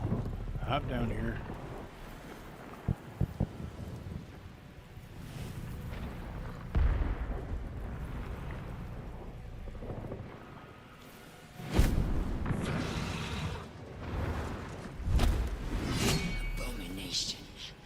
This is your end. Your head throbs and your skin tingles. Visions rush past. A dragon's wing, a silver sword, and a flash of your face seen through the strange woman's eyes. Oh, my head. What is this? Skvar, you are no thrall. Vlaakith blesses me this day. Together, we might survive. Things like compressor and ducking in OBS. So game can talk wider. How mine is set up when I talk the game automatically quiet down. Okay, great. I will definitely look into that, Tez. Thank you very much.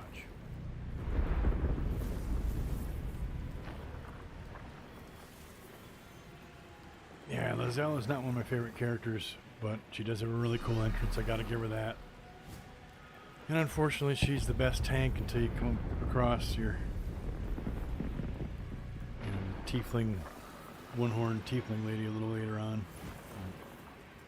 Need to think it was a thrall. Who are you? Need to figure out where we are. What do you suggest? Let's just jump right to it.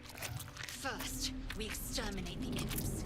Then we find the helm and take control of the ship. As for that thing, it will remain tame as long as it believes we are thralls. It may be of use in the fight to come.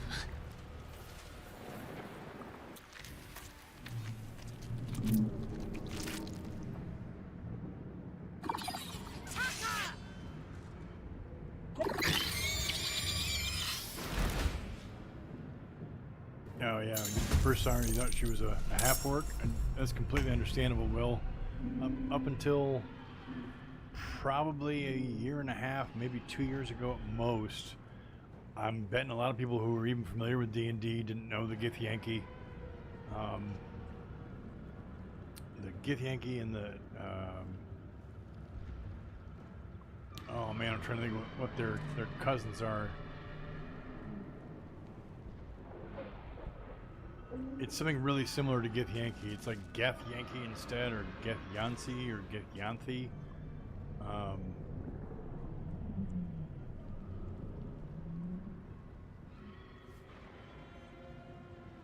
Certain angles she's kind of attractive, but mostly she looks like someone wrapping a skeleton in a moldy elf skin.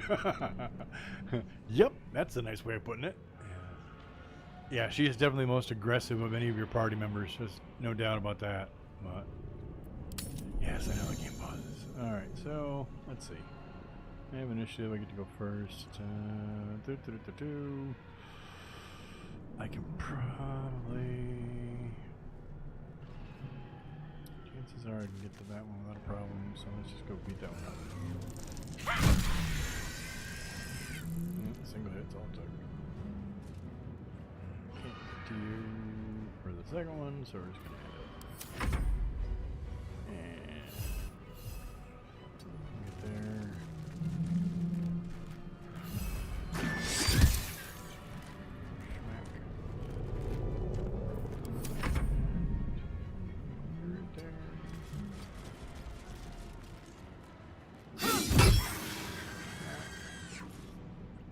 Flanking. I think.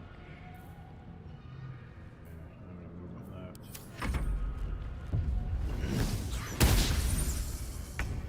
Yeah, I mean she's useful in this area, and she is, like I said, she's your main tank for the start of it. But unfortunately, she's a pain in the butt, and she's not very nice.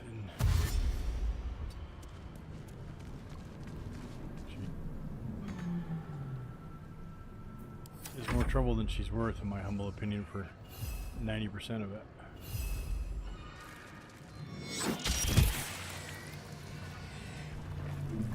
You prove surprisingly adequate in battle.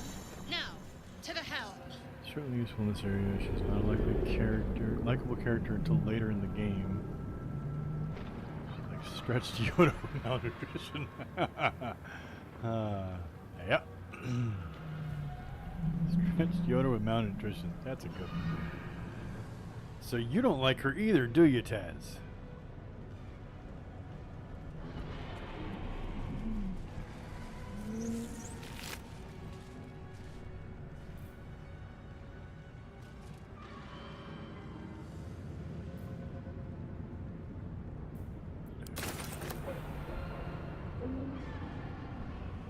Oh yeah, the gold inlay there.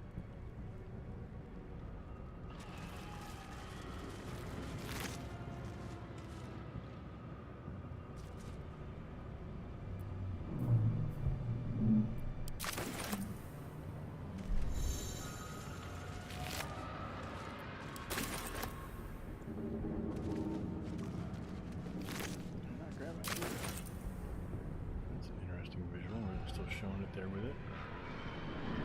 So that's one kind of funky thing I've noticed. Like when,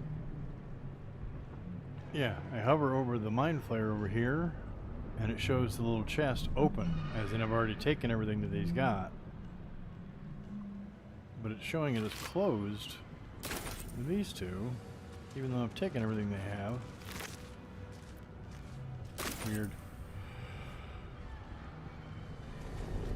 Let's see, this one changes. Yeah, that one changed. That's. I wonder why it is for those other two.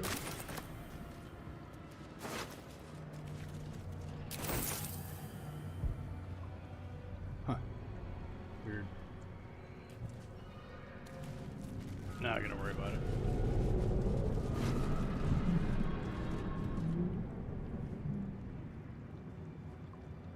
Let's see. Well, I'm looting here and get caught up with you guys in chat. Let's see what I'm missing out on. I don't think anybody even took a hit. Nope, none of us did. I only just noticed my face before. Yeah. Traveled with her at all? You haven't traveled with her at all, Will? So, what was your party before you got Karlak, the tiefling barbarian there? Were you using? Are you the tank? Or are you using Shadowheart as your tank? Take another dragon attack. We need to get out before it's too late. Gale took the huff and left due to a lack of feeding. Have Will instead. Okay, yeah. Nothing wrong with using a warlock versus a wizard. I think the party I've got for my paladin playthrough is me and Shadowheart and Gale and Will is what I'm currently running over there.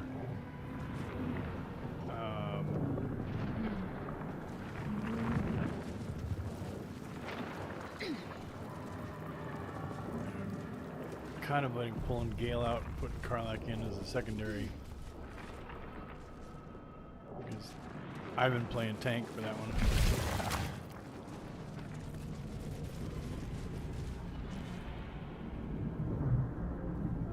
Let's see here. Shadow Gale and Asterion this Nothing time. without Okay. knowing its purpose. Faint images appear in your mind. A brain, a So Githyanki Wood Elf Ranger. warrior, Okay, so and centuries you're a ranger of and you got darkness. Gale and Asterion, and you got a wizard, rogue, so you got your sleight of hand and your lock picking and your stealth and sneak attack for Asterion. Gale is your wizard, so there's your DPS and your magic character. Shadow's obviously your healer, even though she's trickster domain instead of a healing domain. She's still a cleric, so she's the main healer. If you're a wood elf ranger, you probably have a little secondary healing, like a healing word kind of thing for yourself. But that would still make Shadow more than likely your main tank, because she's the only one in that group that's going to be wearing even medium armor. Faint images appear in your mind. A brain, a Githyanki warrior, and centuries of darkness.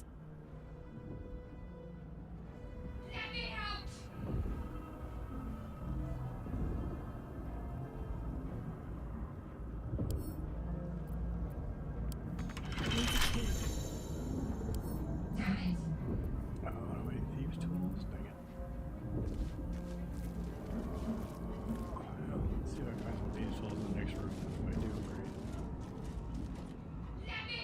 great. If not, I'll pick the chest up and just bring it with me.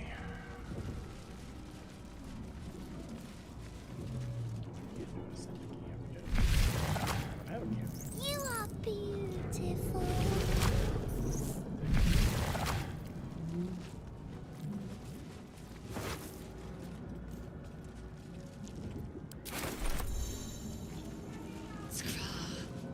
How many hosts of these gay infected?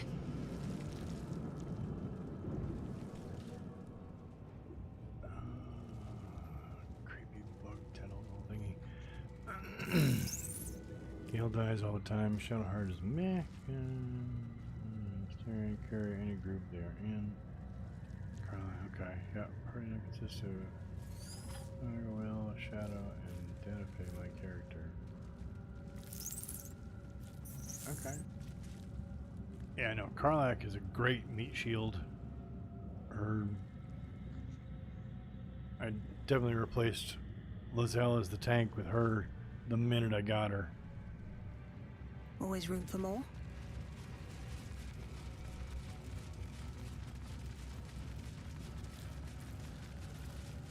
Another brain.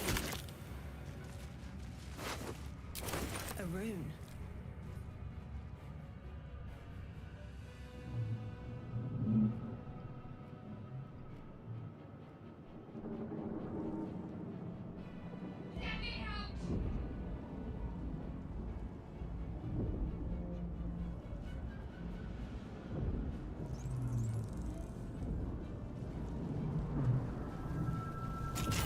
Yeah, Spirit Guardians is pretty awesome. Right, I gotta go for the night. My duty calls will the rest of the stream. Alright, Tez, have a great night. Appreciate you coming in.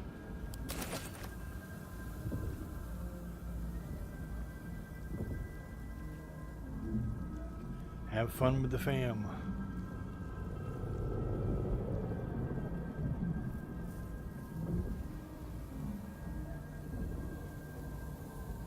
Enjoy your dinner, Will.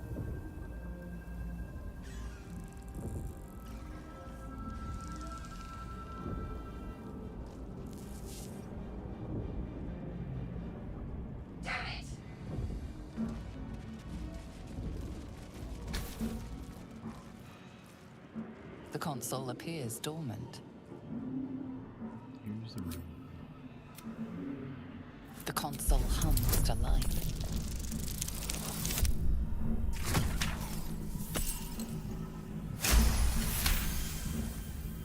The pulsing glow and organic, perhaps it will open the nearby pod.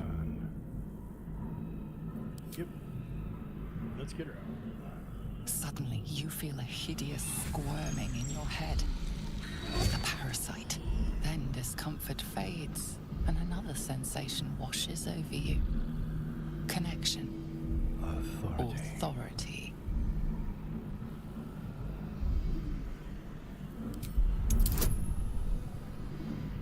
Why? Yeah, it really sucked to... Wow. I was literally just saying it would You suck to feel feel that. the biomechanical brain of the console process your command and reject it.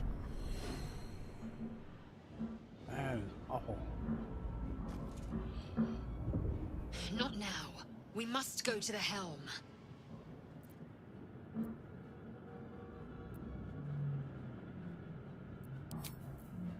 I didn't actually want to click on you. I wanted to switch to. Action, not reaction.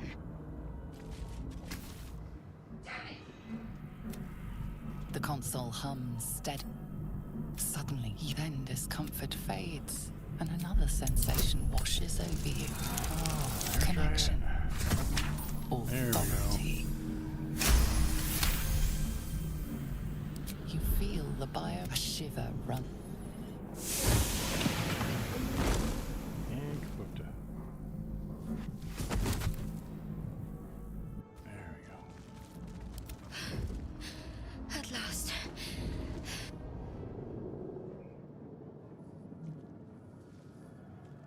I thought that damn thing was going to be my coffin. Thank you.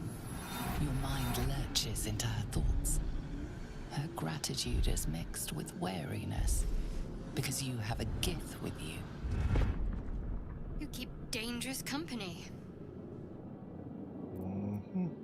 I did. It must be because of those parasites they put in us. They'll have to wait. I need to get off this ship alive first. Let me come with you. We can get off this ship and watch each other's backs along the way. Sounds like a plan. Shadowheart. One moment.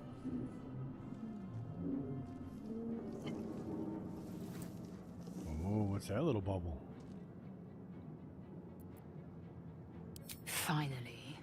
Let us make for the helm. We've wasted enough time already. She's right. Lead on. Okay. But first.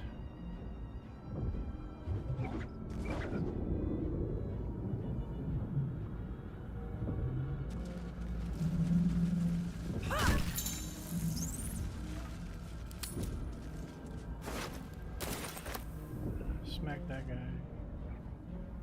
Smack this guy.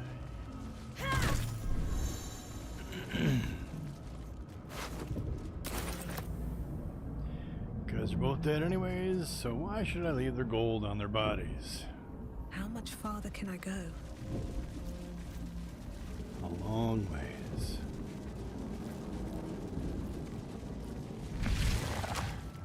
Okay, here we go. We are nearing the helm. Yep. Cane yank. Yeah, whatever. I'll give it a shot. Sorry, I'm not fond of Liz L, so I tend to skip over her dialogue. Connect the nerves of the transponder. We must escape. Now. Do it. We will deal with the gate after we escape. Connect the nerves. Nerves! We will connect them.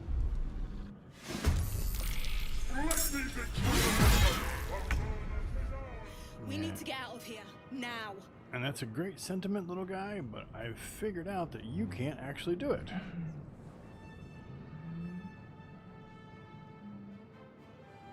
Let's see. So, interesting thing with this, in case you guys hadn't noticed before, up top, when you have multiple of your own characters, if they share an initiative, like you'll see them intertwined like this, it means that you can actually pick who goes when. So I can actually click on him and have him go over here first. Even though I'm listed first, I can switch between the two.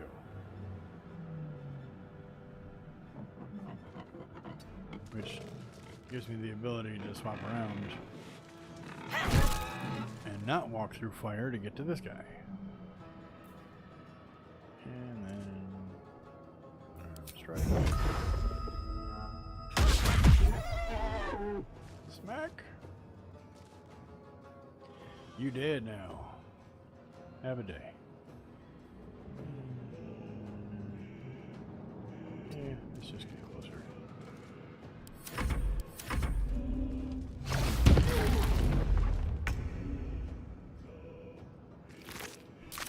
I mean, they might be the bad guys, but that guy, the whole sonic blast and all that, it is pretty cool.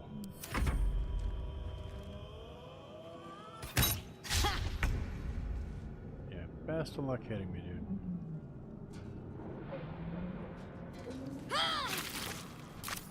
Yeah, I know. You ran through the fire.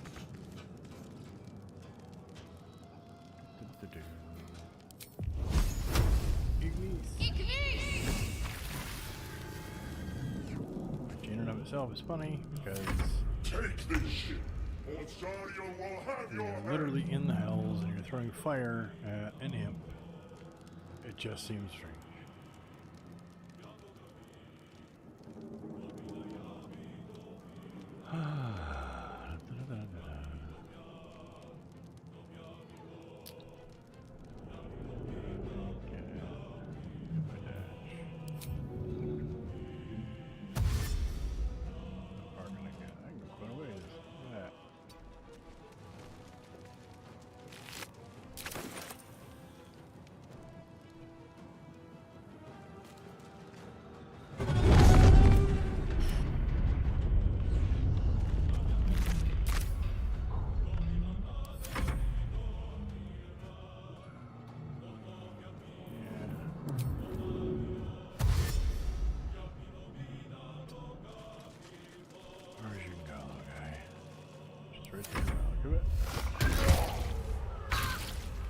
Smack.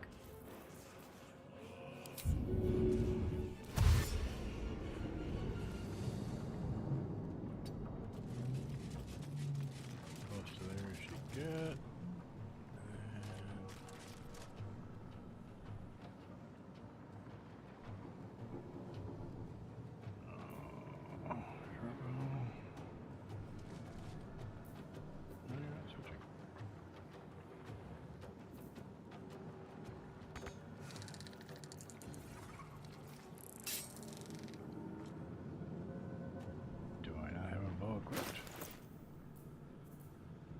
equipped. So why can I not switch? Huh. Weird.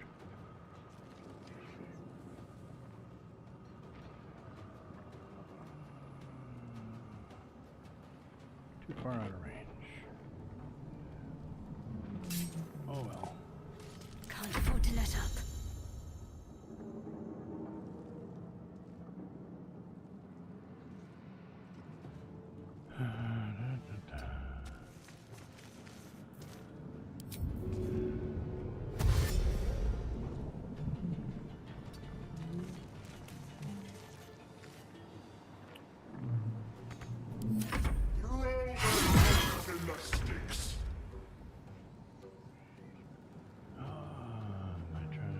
No, not trying for the flaming sword this time.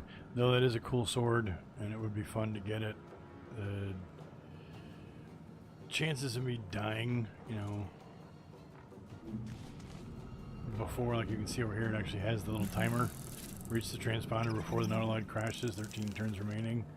And I don't think I'm actually going to get there, because I've been watching the rolls that these two have against each other too. And he's already at half health, so in the not too distant future, he would be turned on us, and we'd either end up dead or, you know, not able to kill him in time anyway. It is a pretty cool sword, but I don't think I can justify trying for it at this time.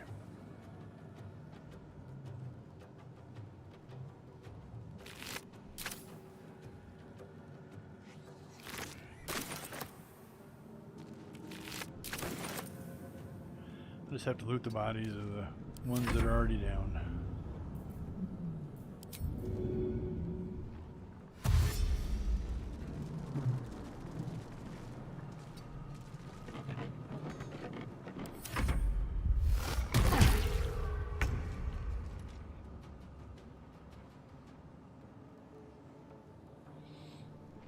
Yeah, I managed to do it once in the one of the other playthroughs I did. That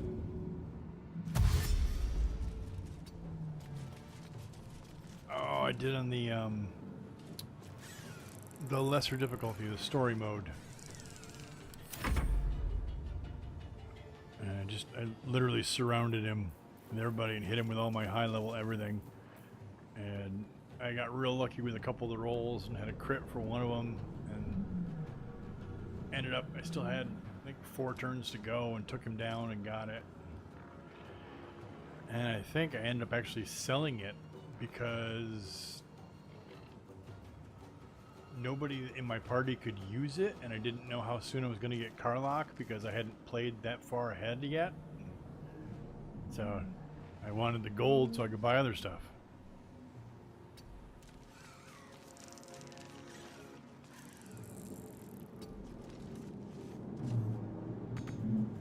Can't actually go any further.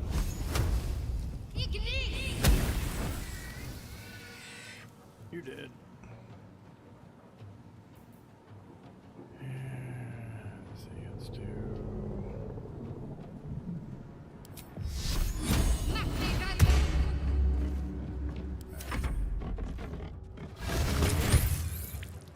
Kill them, or your spine is mine. Hits the ground, we're dead.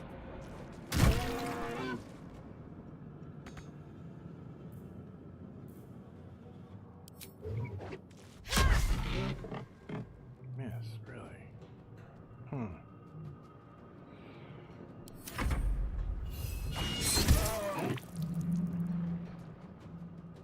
Huh. That's interesting. We get less XP if the little guy does it. Wonder why that is.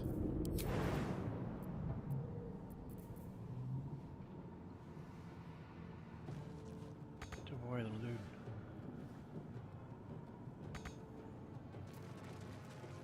Doink.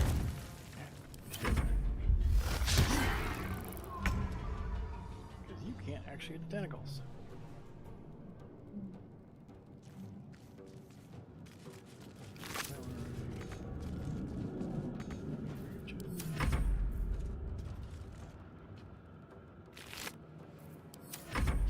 These doors open. The furnace is ours. There we go. And just end it. The helm's alien transponder. You made it in time.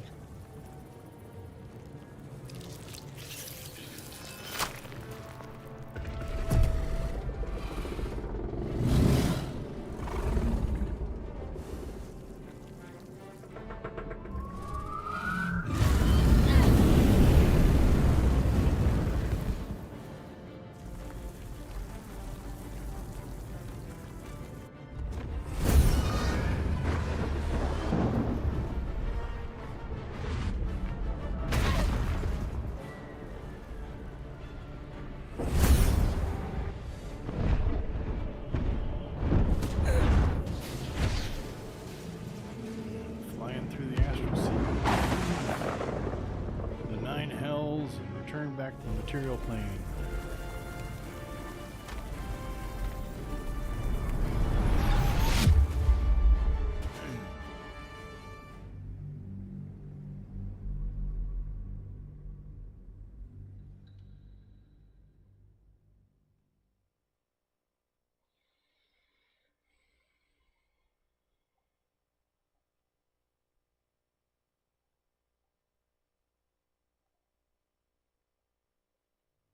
Ah, shoot, I meant to ask Tez and Will when they were here earlier too, what times worked well for them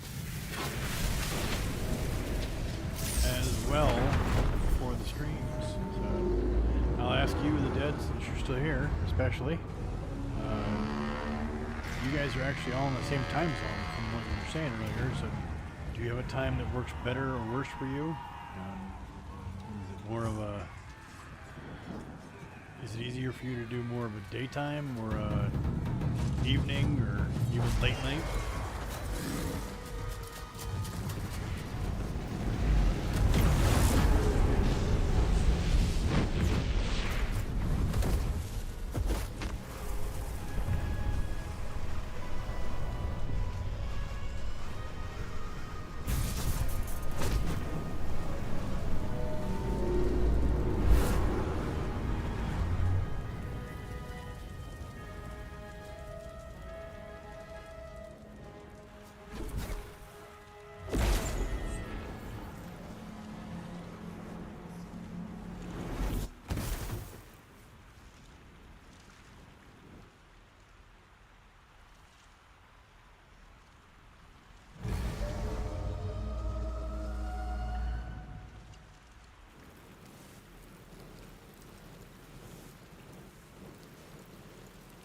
Ow, but not dead. We'll take it.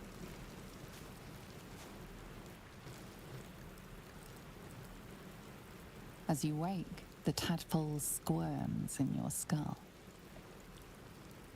I'm realizing that I was asking questions and things like that during those cutscenes, and you'd said before that it was probably difficult to hear me during, so I'll ask it again.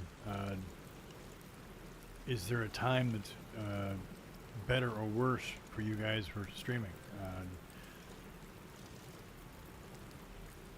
Don't tend to give a schedule to be fair, but probably afternoons. I tend to do my co-op gaming in the evenings. Okay.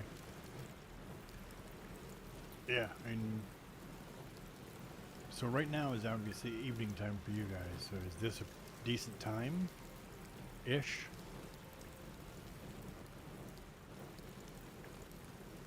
Yeah, I think I'm definitely going to ask it in Discord too. Throw it out there and see what people are interested in and what time might work best for them, just in general, both for watching streams and possibly doing co-op play. The chaos of the crash site confuses the landscape.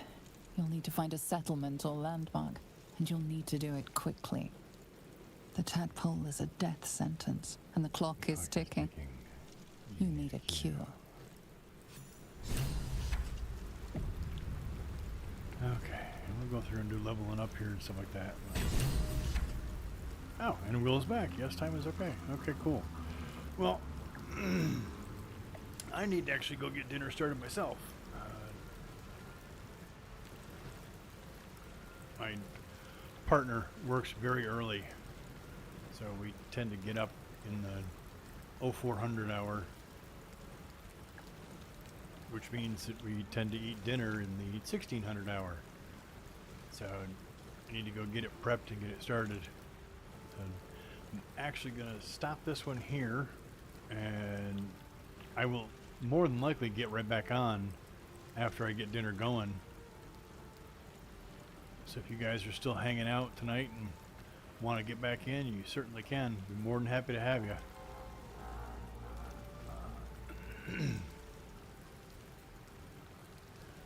So, question for you though. If I do end up coming back on, would you prefer I saved this character for just doing my streams and playing my others off a stream? Because I'd be more than okay with that.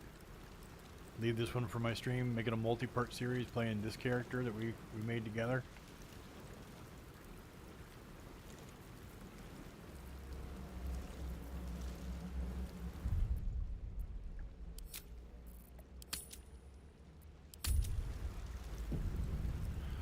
And save that one. Cloud save. And do a quick save as well, just so there's a double save, because I don't trust it. Save successful, so you can cloud save. There we go. Okay. So, if this time works well for you guys, then what I will say is, okay, so do this character. Okay. So play this character on the stream, is what you're saying. That makes sense.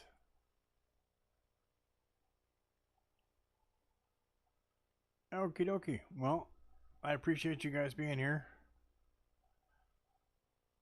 I will hop back in here in probably about an hour. Well, let's see. It's about 15:20 almost right now. We say 15:30, so 16:30. 20. So it'll probably about 21:30 your time. I'll hop back in. And I'll keep this one as a dedicated stream character, so everybody can see the progression as I do the streams when they go up.